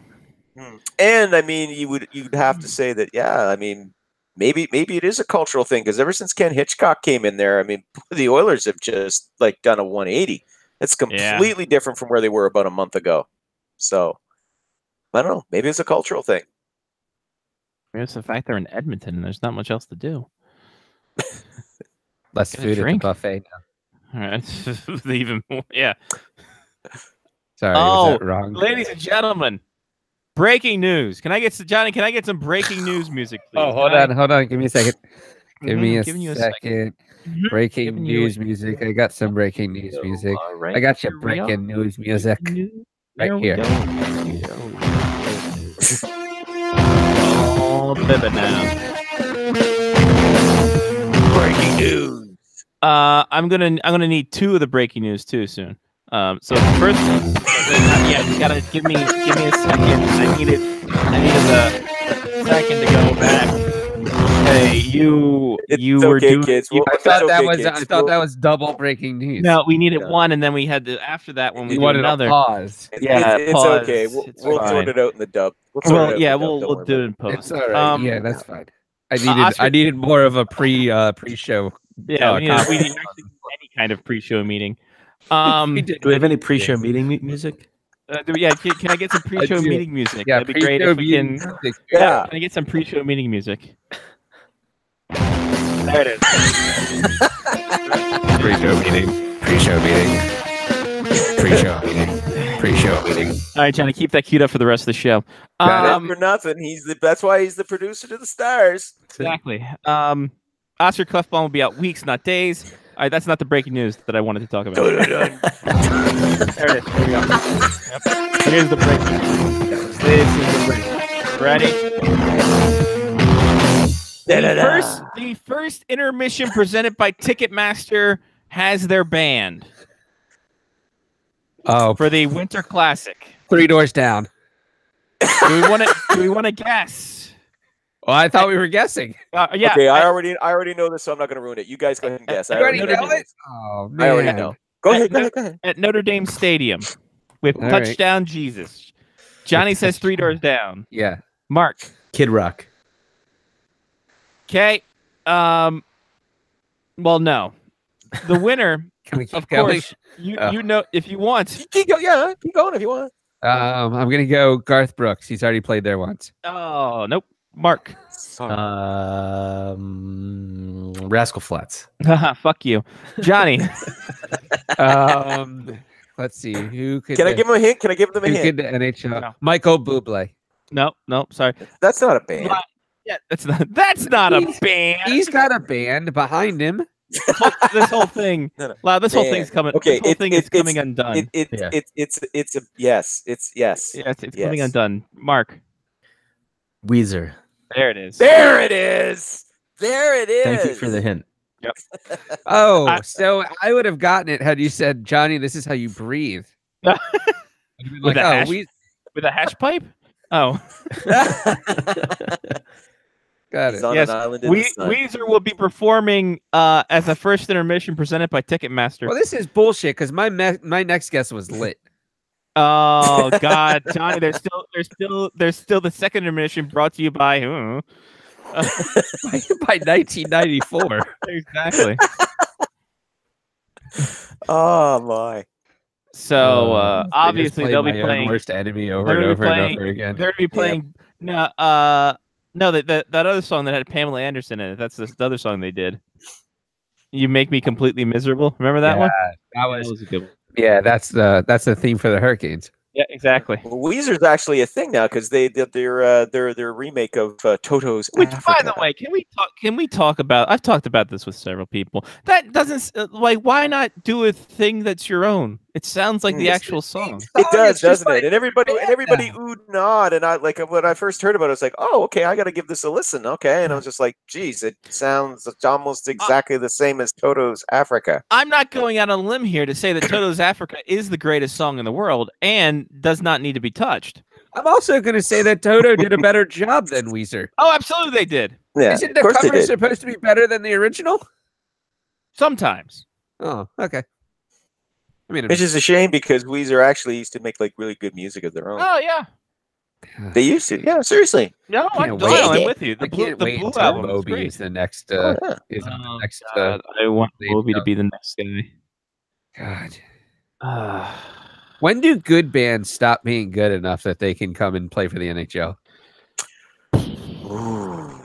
Ooh, that's a good question. Ooh, yeah, Like, I'd will say, we but be well, able it to- seems will to we be like able 20 to years get, after like their prime. Coldplay in like 15 years. Probably. At the All-Star game. Well, to be fair, Imagine Dragons played at the Stanley Cup and made the Golden Knights go on a very long losing streak. And then Sting and Shaggy played, and the Caps just revigorated themselves. It was very bizarre. The Golden Knights didn't win a playoff game after Imagine Dragons played on their home rink. Yep, they haven't won. They've lost 4 straight playoff games. They have not won a single playoff game since Imagine Dragons. And they lost 5 straight to the Caps after the Imagine Dragons played. So, oh man, it only tells you that Sting still has it. I also want to say, whatever it is, let's hope it's not contagious. No, it's Lyle, magic. if it hasn't killed him now. Yeah, that's true. True. And his name is in the present tense. Yeah, he's not stung. Sting. He's not stinging. Whatever, Gordy, go get me a beer. I'll be watching you. I'll be watching you. Dana Kirby. Okay. Hold on a minute. Here we are, ladies and gentlemen. Hold up. Lau, do you have breaking news, or can I start? No, can we talk no, about please. All-Star music? No, please go.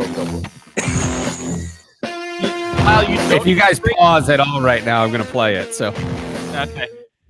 So you don't have breaking news, because I have a list from 1998 to 2018. The musical acts ranked by Sportsnet. God. Of All-Star events. Oh no. Go. Yeah. Of all sports or just NHL? NHL. Oh, NHL. Okay. So, Yeah.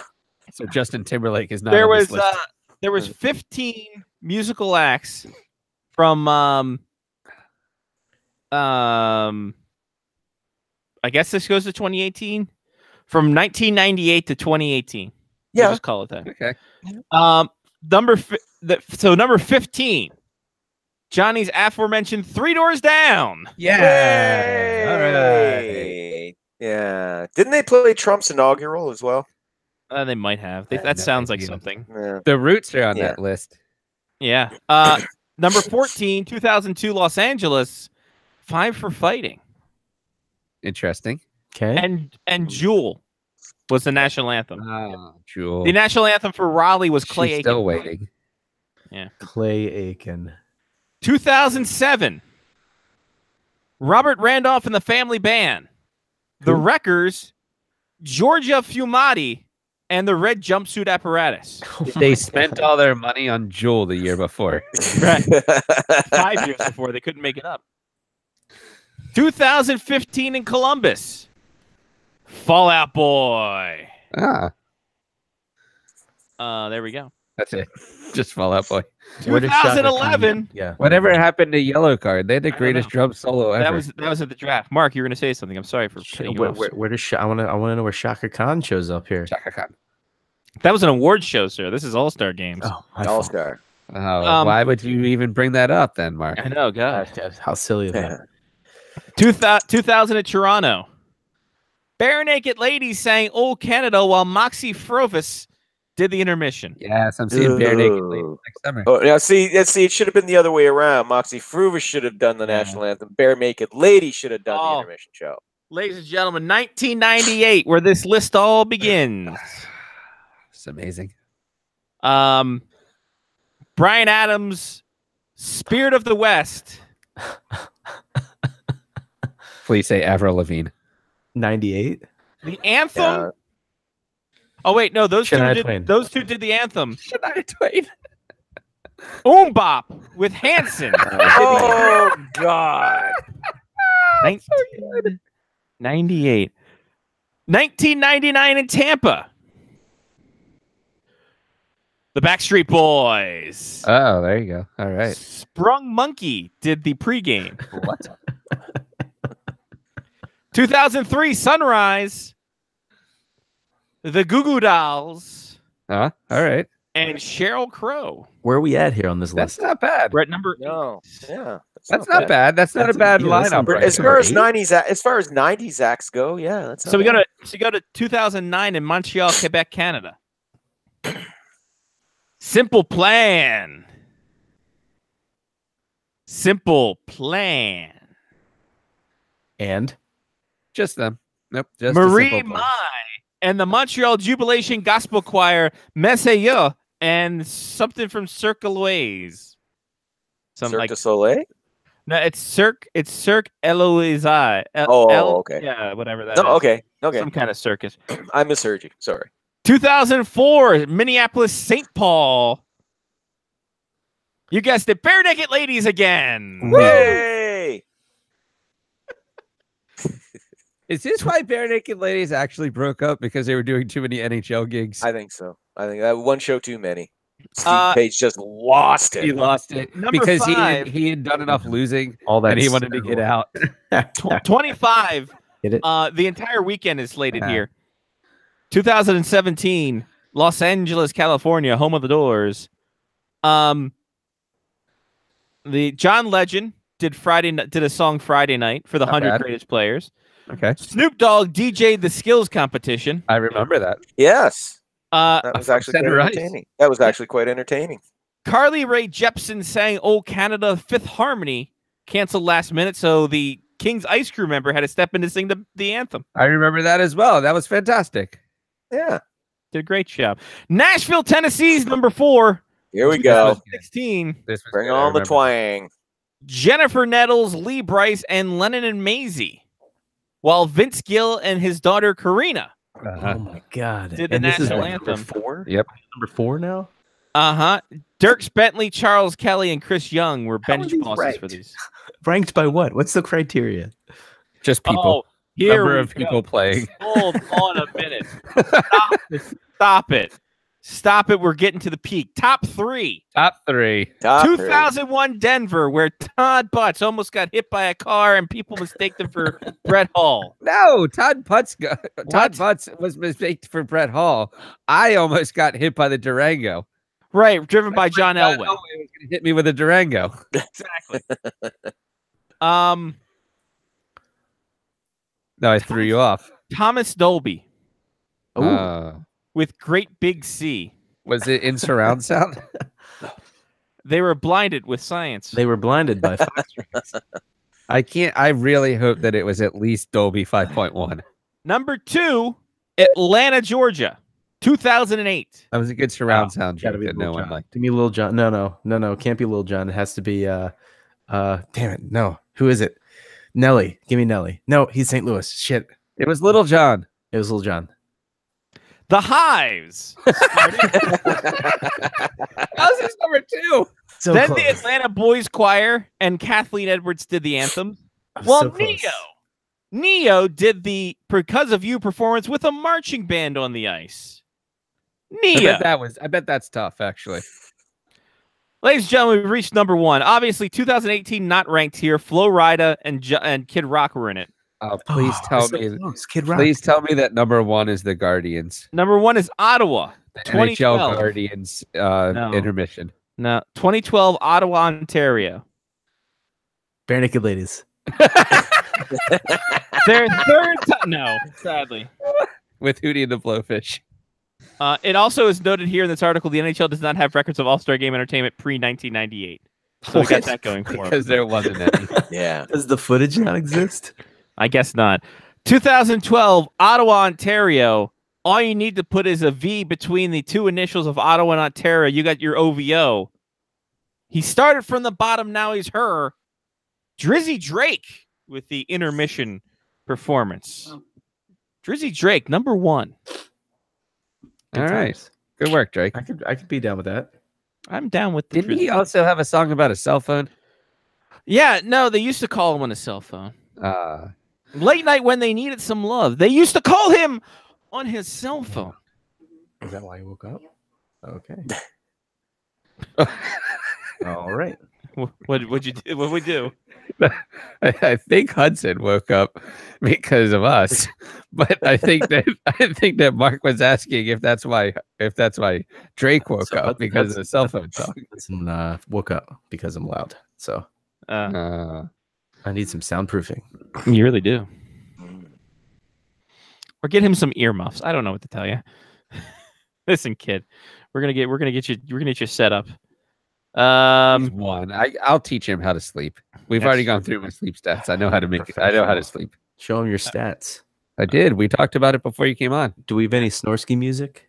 Hold on. I think I have Snorsky music. Let me see if I have any Snorsky music here. Yeah, I have some actually. It's okay.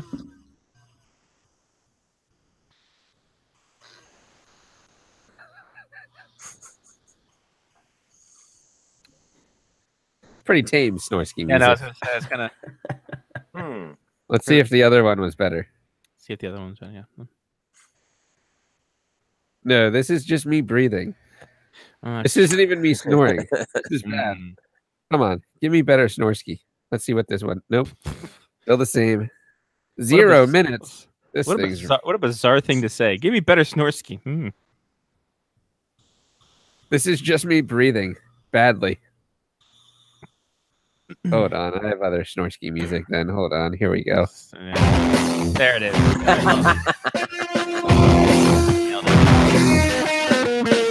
See, I went too literal with that. That was my problem. It happens, man. Don't worry about it.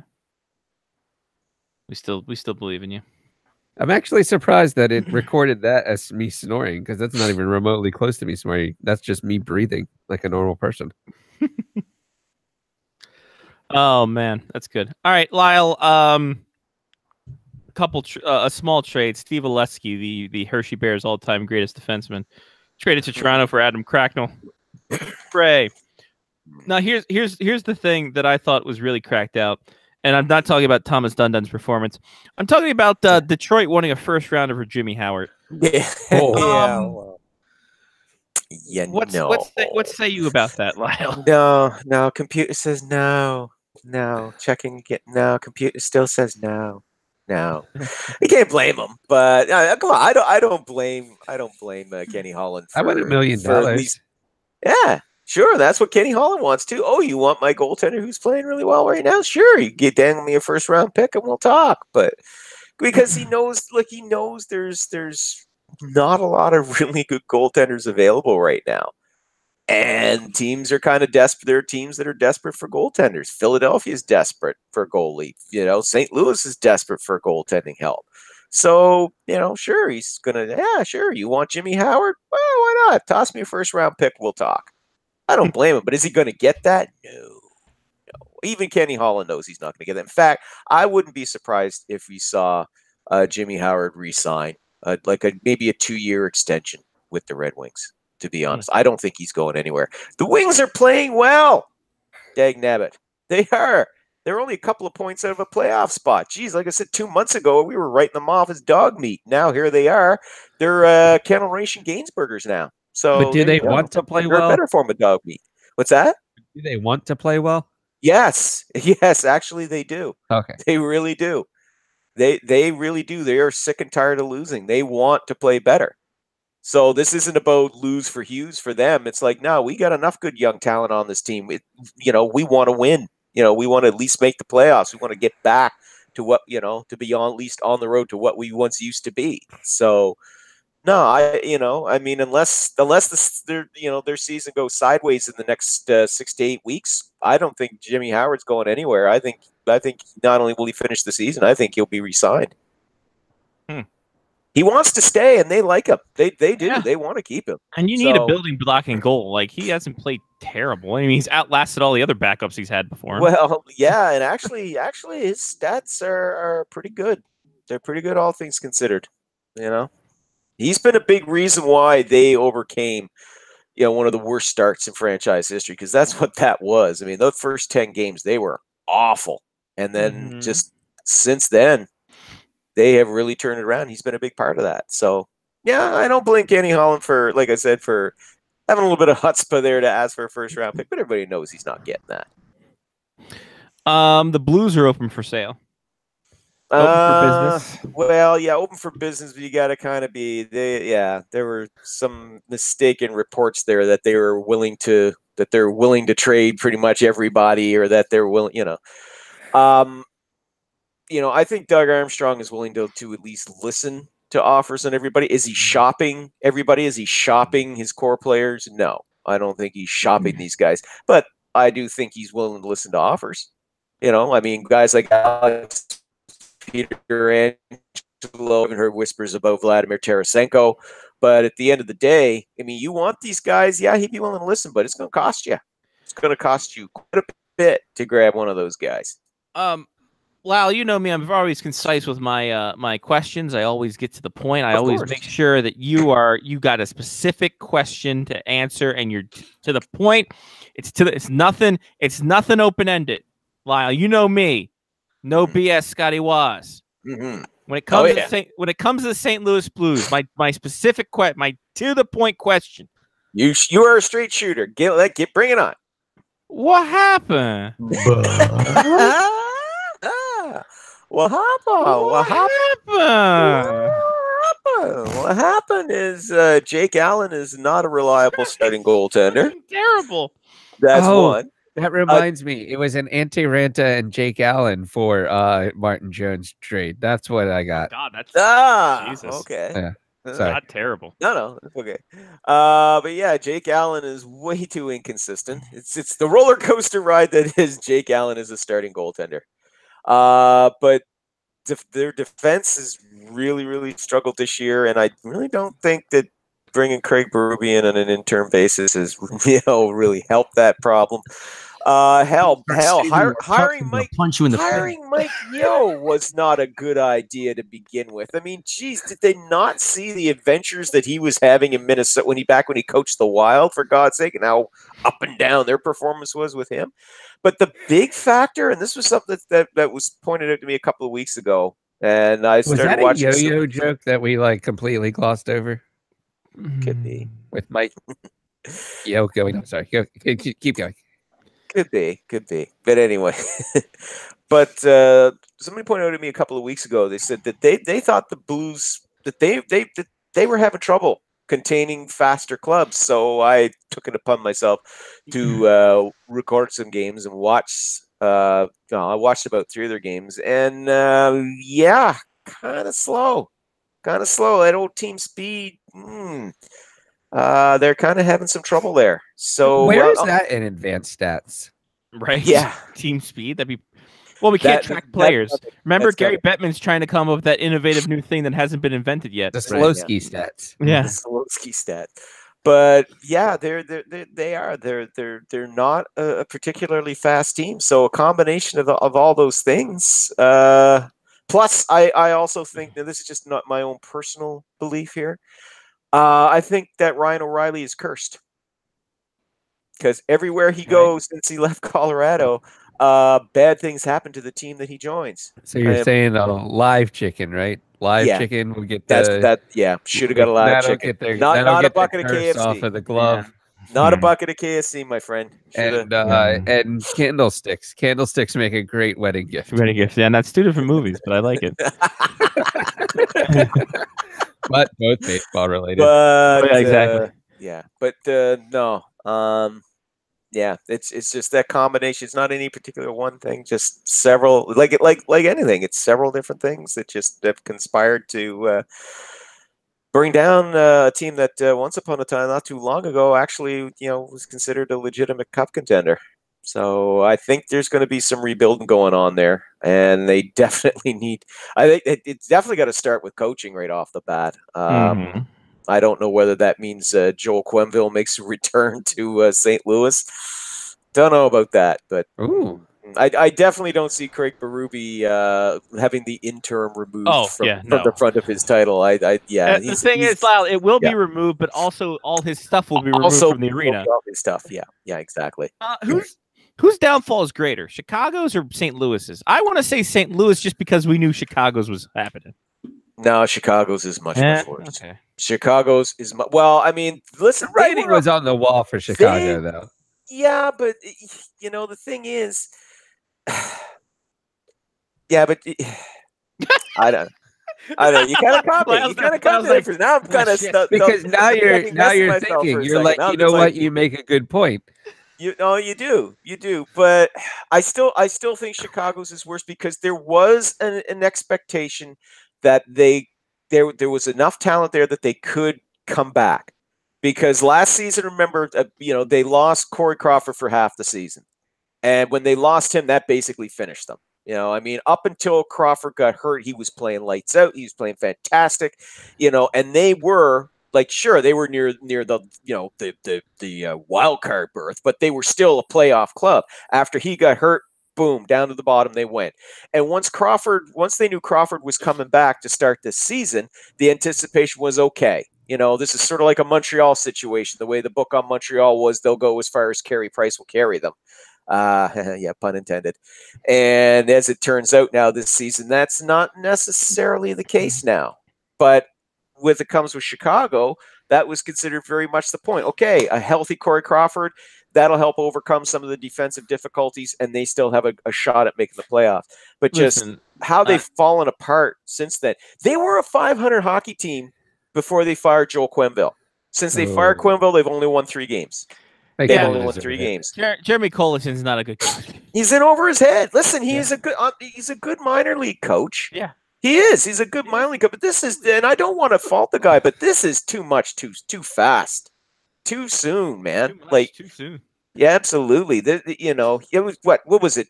2 years ago, 3 years ago, he was coaching in Sweden, and then he had last season was his first full season coaching the Ice Hawks. He was Reg Dunlapping it in Sweden. Yeah, but you know, last season, and he had a terrific first season with the Ice Hawks, and they were off to a good start this season with him there as well. But this was not something that was very well thought out here. But this is on Stan Bowman big time, and goes back to that personality clash between him and Quenneville that had been building for a while. So I think Chicago's fall from grace is much worse because, like I said, when you with a healthy Corey Crawford, you're still not winning games. You know, Patrick Kane is still among the top 10 scorers in the league. You're still not winning games. Jonathan Toews is playing better than he did a year ago. You're still not winning games. Now, this is a lot worse. This is a lot worse than what's going on with St. Louis. Doesn't it? And I know that I'm saying this as a Capitals fan, where the core of the Capitals team continues to age year after year, and it's the same players. But some reason, Alexander Ovechkin decides that he's just going to keep scoring goals.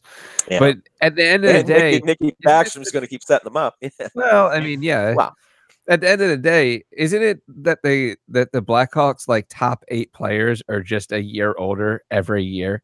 Because they're the same players. They're not bringing in any pieces to supplement them, really. Well, I mean, the big reason why they are where they are, they could get away with it if they hadn't gutted their roster in cost-cutting deals to afford to keep that core together. Yeah. But you are right, Johnny. I mean, Duncan Keith is 35, Brent Seabrook is 33, Jonathan Toews is 30. You know, Patrick Kane is 29. I love These the fact. Guys. Go ahead. Sorry, I love the fact that Seabrook and Duncan Keith have played 1,000 games together. Yep. I think that's fucking awesome. That's something awesome. that you get when you have 2 old defensemen. Mm-hmm. Yeah, it is. And that's the thing. They could get away with it. They could still be, if not at least a Stanley Cup contender, at least still be a playoff club if they hadn't gutted their depth. Yeah. You know, swapping out Artemi Panarin for Brandon Saad was just a stupid move. And Stan Bowman tried to justify that, saying, well, I knew he was going to be hard to sign. I knew he was going to be expensive. Look what's going on with him in Columbus right now. I knew he was going to be expensive. That's why I traded him to bring Brandon Saad back, because Brandon Saad was under contract anyway, and he played well with Jonathan Toews. Artemi Panarin is going to hit 80 points again this year. Okay? Easily. Why, you know, this trading him robbed them of a key piece of offense. Was that the beginning of the end? Oh, absolutely. Absolutely. The last time they made the playoffs was Artemi Panarin's final season with the club. You know, it's just been all this steady gutting. I mean, having to trade away Hjalmarsson, having to trade away Brandon Saad in the first place, trading away Andrew Shaw, who's a grit guy and a character guy for them, you know, and they just kept whittling away at the depth, and especially on defense. I mean, sweet Jesus. I mean, now that's why it's just, I mean, now they've got some promising young guys there on the blue line, but you know, your top 2 guys, your top pairing is still, as you said, Johnny, 2 old guys, Duncan Keith and Brent Seabrook, and their best days are well behind them. I can't wait until they're not on TV anymore. Sorry, too soon. Well, it's gonna start getting to that point. I mean, this is a team that is overdue for a rebuild, but where do you start? All those core guys all have no move contracts. If they don't want to leave, too bad. You're stuck with them. You know, if they don't want to leave, then no, we don't care. If we suck, we're happy here and we're going to stay. Well, sorry. What are you going to do? You know, now they're going to get some cap relief as time goes along here and as the cap keeps going up. But, you know, they're going to be hurting for the next few years. They're going to be. And yeah, maybe they have to the end of this season will be a time to maybe approach a couple of those guys and say, okay, look, where do you want to go? You know, we'd hate to move you, but it's time. You know, do you go to a guy like Duncan Keith who still has some value? You know, you wouldn't want to necessarily make him your top pairing defenseman, but trade him to a team. Maybe trade him to a team like Toronto, for God's sake. I don't know. Maybe that works. Why not? You know, for some leadership and some experience there. Or send him to another team that's, you know, has cup contending dreams. Maybe you go that route. I don't know. Or do you go to a guy like Patrick Kane and go, okay, Kaner, where do you want to go back to Buffalo? Do you want to go home, buddy? What do you want to do? I mean, I think it's sooner or later, Stan Bowman's going to have to reach that point where he has to ask these guys, at least a couple of these guys, to move. Sounds kind of sad. Come on, buddy. You want to go home? Come on. We know we had 12 good years here, buddy, but it's time for you to go on home. I'm not gonna lie. I would like to see Patrick Kane play for the Sabres. I couldn't imagine what that team would do with another player like that. Holy shit. Oh my God. Holy crap. Can you imagine Jack Eichel and Patrick Kane on the same line? Oh, man.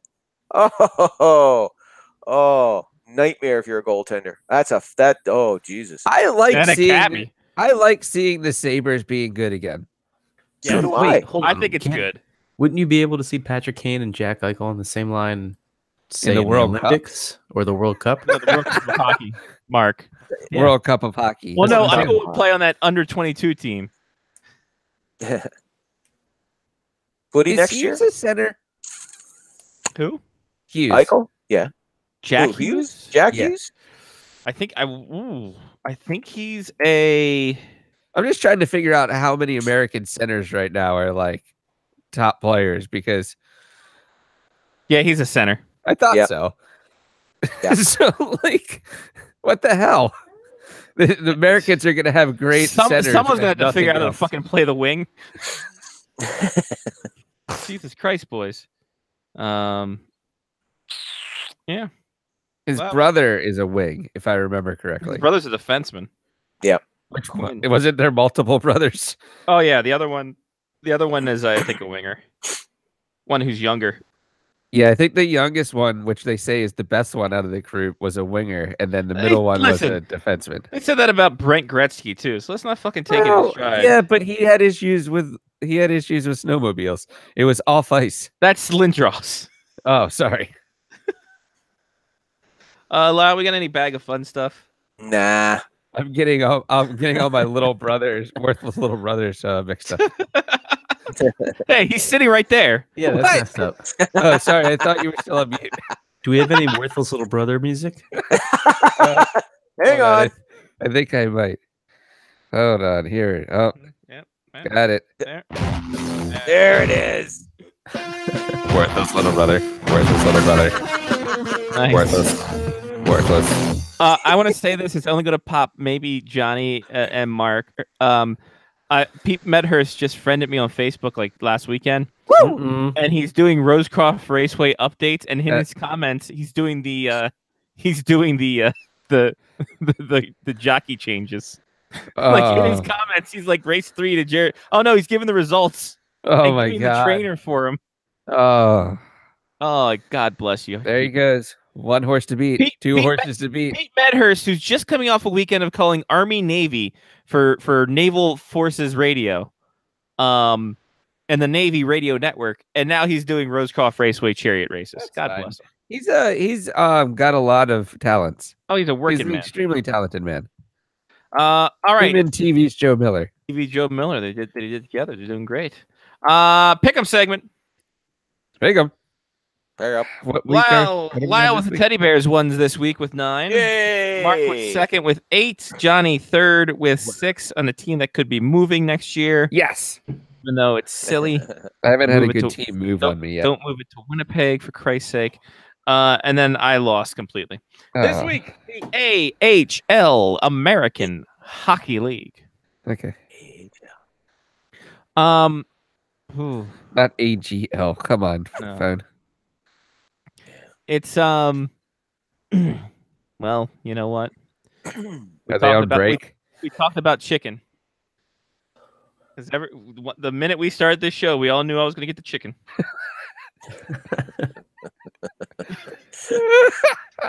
Come on, man. Come on, buddy. Come on, buddy. We knew as soon as you walked in the arena, you were getting a baked ziti. Bobbity boopity. The Bojangles Coliseum. Bojangles Coliseum, home of your Charlotte Checkers. That means that's fantastic. What good? But isn't Bojangles and Checkers owned by the same company? No, that's Rally and Checkers. Ah, damn it! Thought it was way better.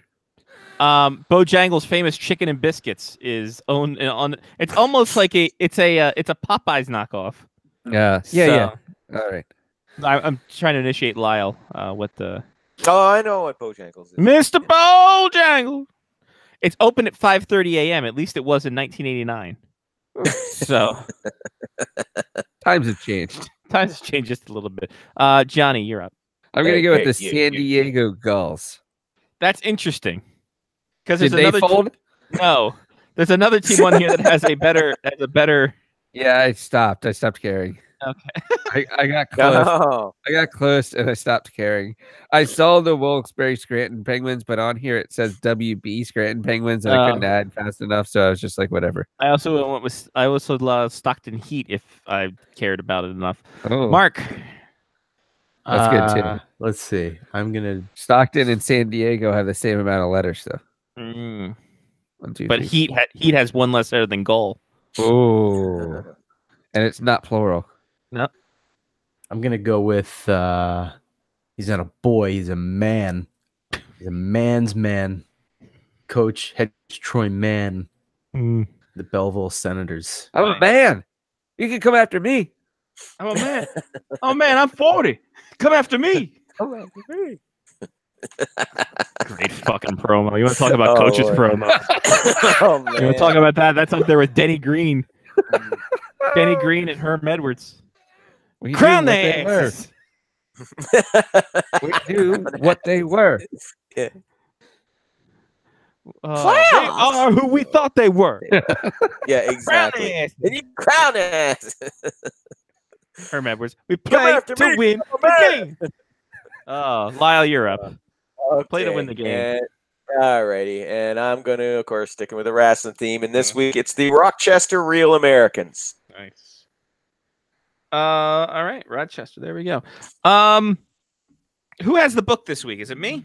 I think so. You didn't tell us it was anyone else. Good. Yeah, I think you got the book. Scotty's got the book. Scotty's got something. All right. Something. God, I hope this is Harold Baines related. yeah. Okay. What? Harold Baines is going into the Hall of Fame. What drugs? What drugs are they smoking? The baseball writers of America. What in the name of God? Harold Baines was okay, but he's not a Hall of Fame. Lyle, he's a Hall of Famer. Here's the thing. Baseball is a 64. Wait, 90? Baseball's a 90-foot sport. Lyle, I'm gonna put it to you this way. A, it was that other committee that gets the old guys in. B, it's a middle finger to all the stats douchebags. So I'm for it. I'm all for this. I'm sorry. No, I can't go for that. No can do. How many strictly DHers have ever made it into the Hall of Fame? Hey, Harold, they had some highlights of him playing in the Why isn't Dave Parker in the freaking Hall of Fame? Why isn't Dave Parker in the Hall of Fame? Didn't have knees after 16. Why is God damn it? Why is what Edgar Martinez still not in the Hall of Fame? Edgar Martinez, he's good. Edgar. Also, Dave Parker was a good outfielder for the Pirates. That We Are Family team. Yes, he was. That's what I'm saying. I mean, yeah, that was my era, the '70s. Jesus, yeah. Dave Parker used to kill my Expos, for God's sake. He also wore that. He also wore that, that goalie mask when he had his broken cheekbone. Yes, he did. Yes, he did. Fucking terrifying. Good old Harold Baines. Yeah. He's from Easton, Maryland. He had to get in. He went to St. Michael's High School. Anyway. That's why there was a shortage of Marylanders in the Hall of Fame. Number one, yeah, it was. Billy Ripken ain't gonna get in. Just his baseball card. Yeah, and the baseball card. 1 through 8. Give me pick a number 1 through 8. Johnny. 4. Mark. 7. Lyle. 1. All right, so 1, 4, and 7. That equals what? 12. Divide that by 3. That's 4. The big winner is Mark. Somehow, I give you credit for thinking on your feet, sir. Well done. I do appreciate that. Unless that was a planned bid, in which case I also pulled a leg there. I did. I was going to say like that was either great improv or a well-planned bid, in which case I still tipped my hat. Well done. I still said 4. It wasn't Mark. April 3rd, 2000. And the game that you picked was the New Jersey Devils against the Florida Panthers. Oh, shit. The Panthers have won. The Panthers 3rd, 2000. Oh, Panthers won 5-2 in this game. Well, Florida Jesus remembers this, but he was probably like 3. This is okay. Well, the 2000 Devils won't be too bad, but the 2000 Panthers.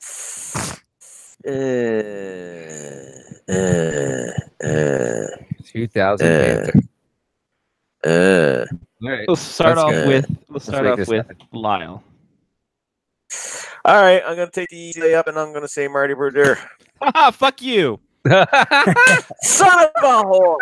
Oh, it's gonna be like that, is it? It's gonna be like that, is it? He did not start this game. He did not play at this game at all. Okay. No. Okay, I know what you're doing with this. Okay, all right. Yeah, fuck me. Yeah, fuck you. How's that sound, you son of a bitch? We're gonna go with the easy one, Marty Brodeur. God damn. Even AJ was like, "Fuck you. This isn't quite my wellhouse." All right, Johnny. Your pick. My God! Right off. I'm gonna go Chris Terreri. Son of a bitch. Chris Terreri bored. Oh, fuck off!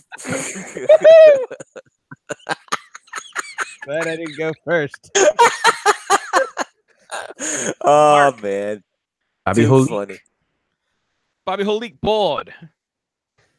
Lyle. Patrick Eliash. Bored. Johnny. I'm gonna say that's John Van Beesbrook. Haha, fuck you. Damn. Philly at that time. Philly or Long Island. Mark. John Madden. Boom. Bored. I had to scroll back up. Lyle. Pavel Bure. Bored. Had 2 goals for your Florida Panthers. It's 56 and 57. There we are. Okay. Johnny. Scott Niedermeyer. Bored. Wait. Not bored. Damn it. Rob Niedermeyer. Yeah, did I say Scott? I meant Rob. That was gonna be my next guess. Hold on, Mark. Well, he already said Rob Niedermeyer, so no. You say it. You said all right, Rob Niedermeyer. Bored. There. He was on the Panthers. Yeah. Yes. Exactly. Damn it, Lyle. Scott Stevens.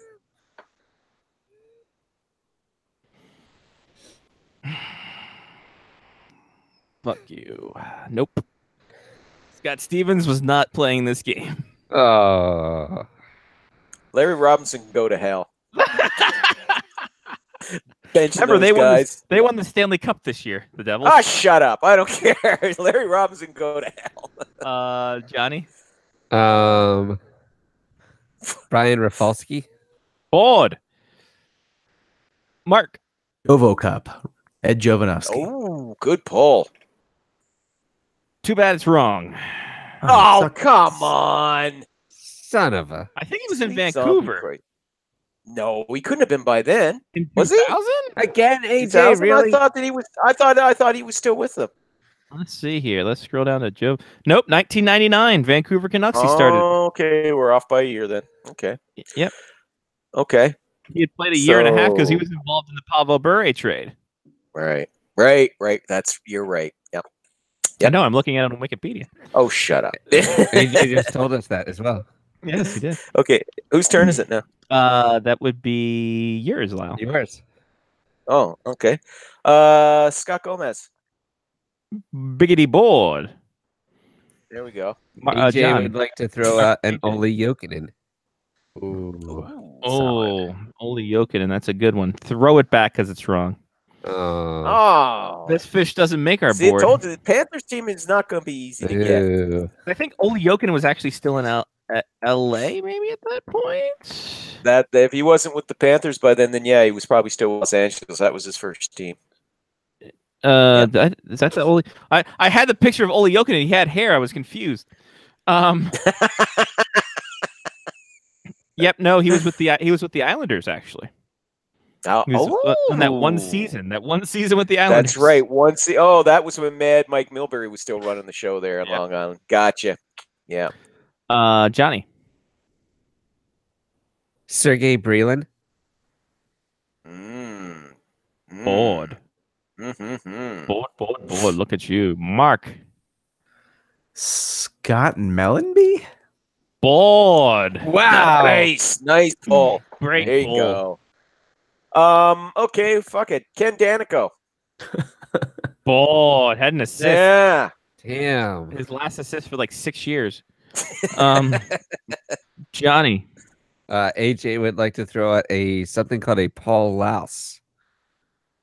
Ooh, no Paul Laws. Laws. Sorry. He said this isn't his wheelhouse.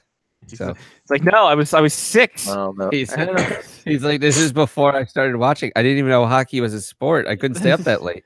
Oh. Sorry. I'm sorry. Paul Laws only played. He was injured that game, and he was not there. Who else could we have on this team? Oh, they've gone dark in Brooklyn. Racist. At the Barclays Center, they've lost power. They're showing a picture of it right now. On the Twitter scope. Somebody could like Just that pointed for a out. while. They've been in the dark a long time. Oh, this is part of Barry Trout's defensive scheme. This is when they bring out the white pucks and Mitch Cord's like, I knew it. Suck it, people. I think it's too early. For this guy, but I like saying his name still. So I'm going to go Jay Pandolfo. Board. Whoa! There you go. I thought he was Look on at the you, just 2005 team. By the way, do you know there's a Kevin Ekman Larson? What? No, Kevin. No. Oliver's brother is playing for the Tucson Roadrunners. Okay, so I have a question. How do you go from Oliver to Kevin when your last name is Ekman Larson? Exactly. Ekman. His last name's Ekman Larson. I bet he has a really exotic first name like Eunice or Gustav. Kevin. Hi, Kevin Ekman Larson. Yeah. I'm Kevin. I'm just Kevin from The Office. I'm going to throw this out there because I like the joke. I hope he plays for Kelowna. Because then his initials would be same as the team initials. Nice. Very good. Very good. Very good. Very good. Mark. But he doesn't. Sandis Ozelinch? Ooh. Oh, good pull, but not there. I'll see with Jovanovski in Vancouver. That was a good thought. He's in San Jose, I'm sure, at this point. He knows the way. He does. Actually, I think this is when he was traded mid-season, right at the All-Star break. He was supposed to represent the Panthers, and he got traded to the Ducks. Was it that year? I want to say so. Let's check it out on the old Twitter. Go ahead, check it out. I need a minute. I'm trying to think. That's fine, Lyle. Trying to think of more devils here. No, who doesn't? It's the devil. Lyle, obviously, it's the devil you don't know. That's We still haven't gotten. He actually was playing for the Avalanche. So what a jerk. The 2003 season is when he got traded. Okay. There we go. So for future reference.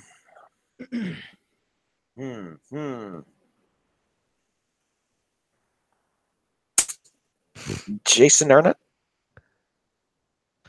Board. Oh. Wow. To Johnny. AJ would like to go with Mark Parrish. Oh. He keeps it alive with the board. Yeah. Good work, AJ.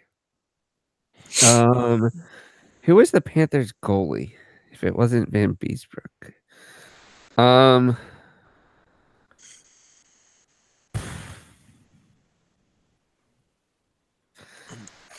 This is sad because,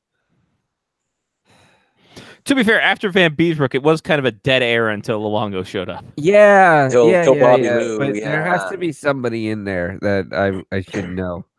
No, I think he was a Thrasher.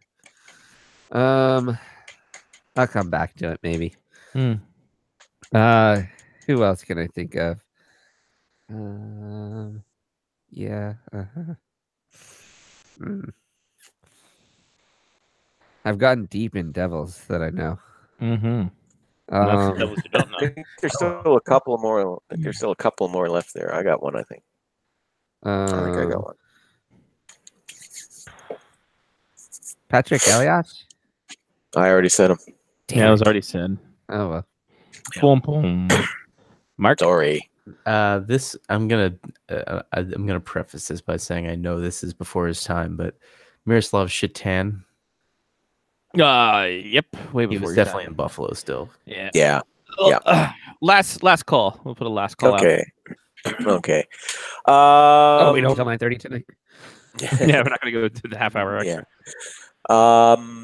Sakura. That is a good one, AJ. Which Sakura? Peter Sakura. Which Peter Sakura?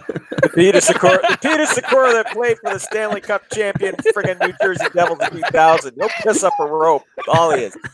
God damn it. There's 5 Peter Sakuras, Lyle. Don't pick on the old guy. You mean not the one that played for the Caps? No. Okay. Board, by the way. That is Thank board. you. Thank you. Just in case. Spell his first name, Lyle. PTR. That's the same as the one that played for the Caps. Nah, but it's a different one. There were 2 that were Peter Sakura, but only one won the Stanley Cup, and that's the one I'm talking about. Yes, but they played different positions, and we went through a line where there could be 2 Peter Sakuras on the same line. Sakura to Sakura, back to Sakura, over to Sakura. We had a couple Sakuras, and we had just a line of all brothers. Yeah. All right, Johnny. AJ has Robert Svela. Ooh, that's a deep one. And it pays off. Board. Wow. Oh my God. That's good. I'm still pissed off. I can't figure out who the actually second to all Panthers in time. TOI 24 minutes and 7 seconds. Only Pavel Bure, who played 30 seconds more than him, was higher. Yeah, I have no idea who this Panthers goalie was, but I'll that's weird. I don't know why I'm thinking this right now, and I don't think he played for the Panthers, but I know that he played for a random team after the Rangers. So I'm going to go with Mike Richter. He didn't play for anybody but the Rangers. I thought he played for another team after the Rangers. He had a split second with the Thrashers, I thought. He got selected in the expansion draft by the Predators, who traded him. He was a pending free agent, and then re-signed with the Rangers. Oh well, he never actually. Last guess, Mark. That just popped into my head. This is also probably before his time, but Craig Anderson played for the Panthers at some point, and it was before his time. So, no, sir. All right, here we go. For the Devils, Jason Arnott, we was mentioned. Brad Bombardier. Oh. He had a hell of a shot. Yeah. Breland, Danico, Eliash, Gomez, Halik, Claude Lemieux. We always forget. Well, we try to consciously. Madden, Vlad Malikov, Randy McKay, Alexander Mogilny, Nemchinov, Sergei Nemchinov, Pandolfo, Rafalski, Ken Sutton, Sikora, Colin White, with Chris Terreri in net. Okay. For your Florida Panthers, Len Barry, Bure, Brad Ferentz, Brett Hedican, Alex Hicks, who had 2 assists, Victor Kozlov. I always forget he played for the Panthers. Yeah.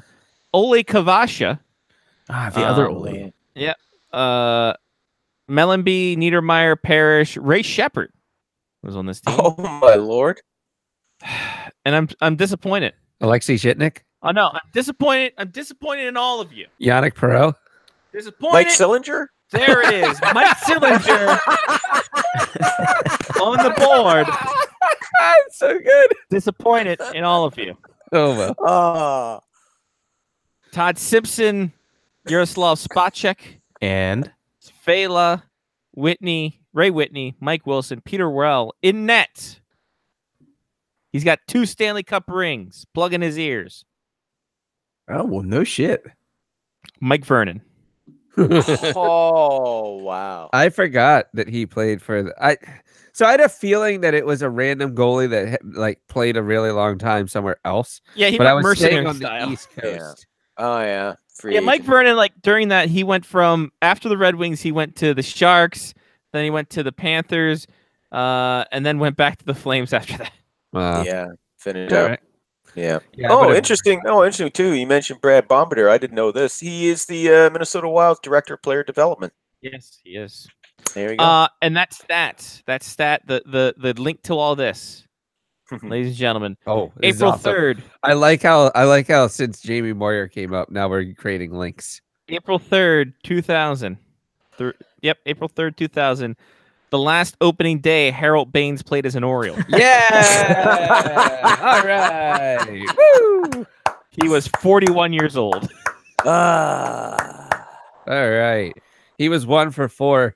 He had a ball 410 yards, but legged it out for a single. So he actually went 410 yards would be one hell of a baseball. hell of a shot, especially for him.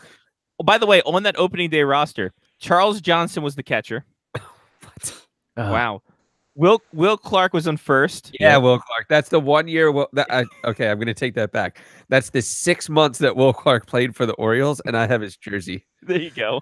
Delino DeShields was on second. Cal's at short. Mike Bordick was at short. What? Cal's at third? Cal's at third. Yeah, that was like my the third. tail end of his career. Harold Baines was in DH, and your outfield from left to right on your radio dial. May I? Go ahead. Left to right. Or whatever order you want. At center field is Devereaux. Wow. 2000? Yeah, I thought he was you still got it. there. No. You done. No. Okay, go ahead. BJ Serhoff in left. Yeah. Brady Anderson in center. Albert Bell in right. Albert Bell. Wow, the Albert Bell years of the Orioles. This is also a team that had Jeff Conine, Melvin Mora, Brooke Fordyce, Oh, this Jerry was after Hairston. Chris Sabo. Jerry Hairston. This is post Sabo. Mike Mussina started. Scott Erickson was there. Sidney Ponson was there. If I ever hear that Chris Sabo is autographing stuff at the Orioles game, I am definitely buying a pair of rec specs off of eBay and getting him to autograph those. And of course, Alan Mills. Alan Mills, same team, also going into the Hall of Fame. What? Who was the other guy? Lee Smith, you racist.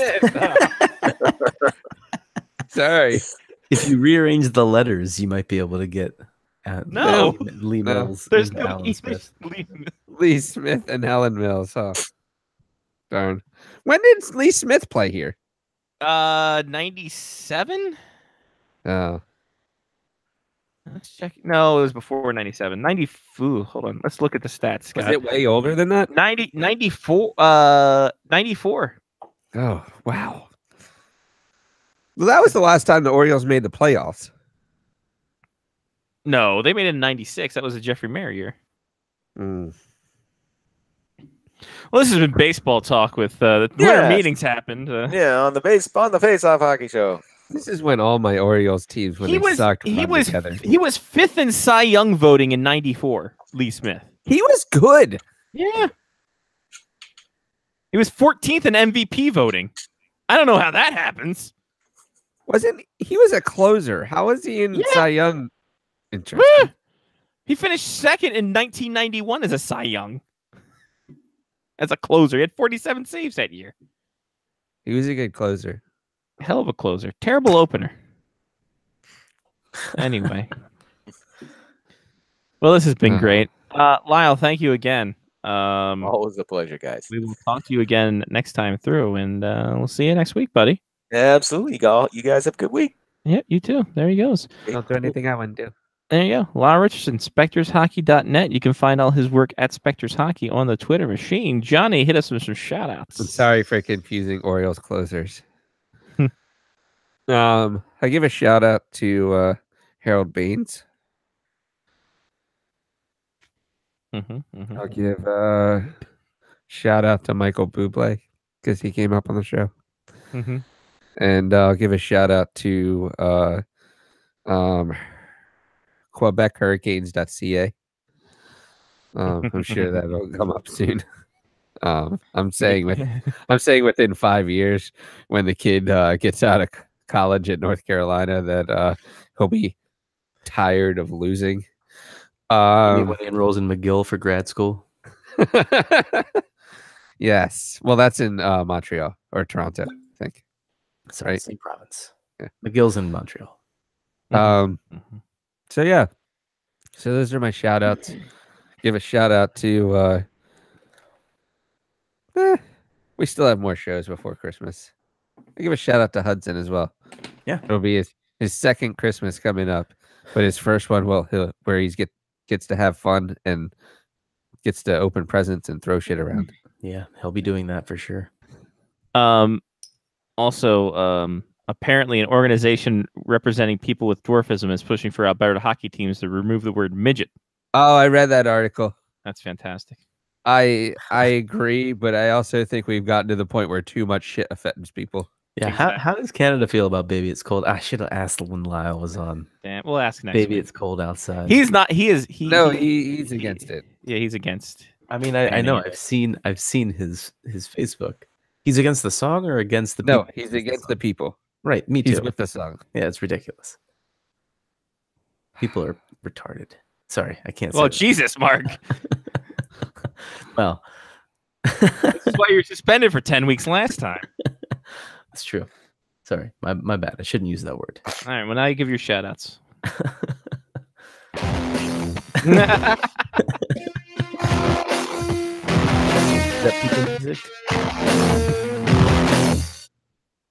Shout out to Les Ouragans du Québec. That's hurricane in French. Shout out to man, I don't even know what anymore. I'm so tired. Shout out to NyQuil because I have a cold and that helps me sleep. Except I have to get up in the middle of the night when Hudson wakes up, so it doesn't help. What if you gave him NyQuil? And I have to do things. I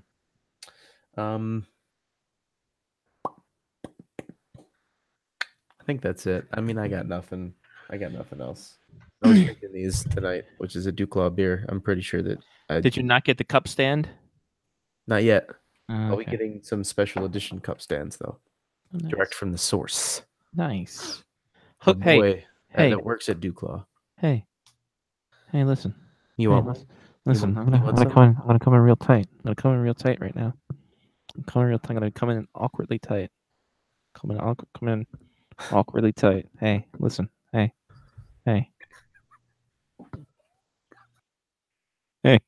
Hey, I can't get any closer. Hold Hey, on. listen. What's up? Listen. How about you hook up your boy here? You hook him up. I got Hook you. up your boy here. Got you.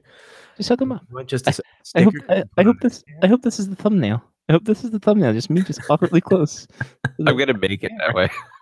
Just right there. Just staring at your soul.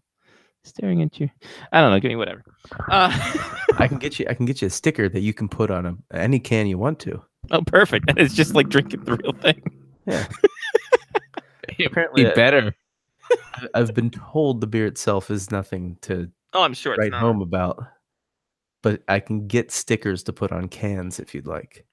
Just tell them to fill up a can with air and send it to me. Okay. Derriere? Derriere. That's a space ball. It smells like cow.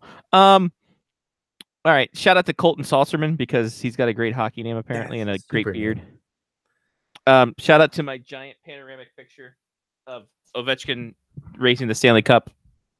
It's fantastic. Oh, there it is, right there. Yeah, it's right in front of you.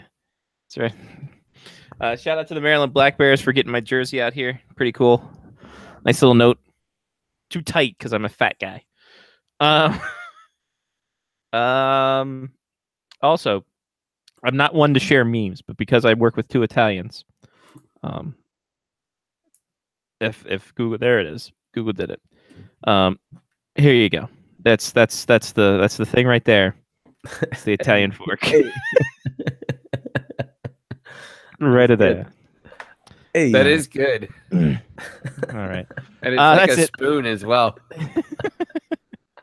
That's it. That's all. For Jenny P. Mark with the C, I'm Scotty Waz. Take care of yourself and someone else. This has been Face Off Hockey Show on the Face Off Hockey Show media faction powered by Blog Talk Radio. Twitter.com/FOHS Radio. Facebook.com/FOHS Radio.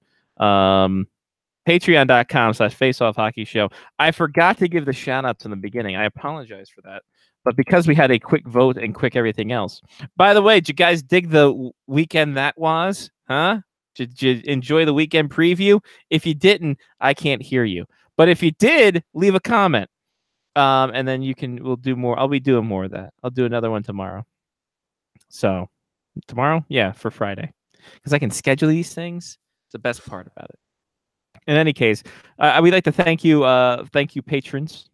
Like Chris and Jeff and Matthew and Kevin and Damon and Ethan and Mark and Mitch and Trista and Brian and Angela and Sean. You guys are great. Thank you very much. Patreon.com/Face Off Hockey Show. Everything you do helps the show put things back into the show. Waka waka. All right.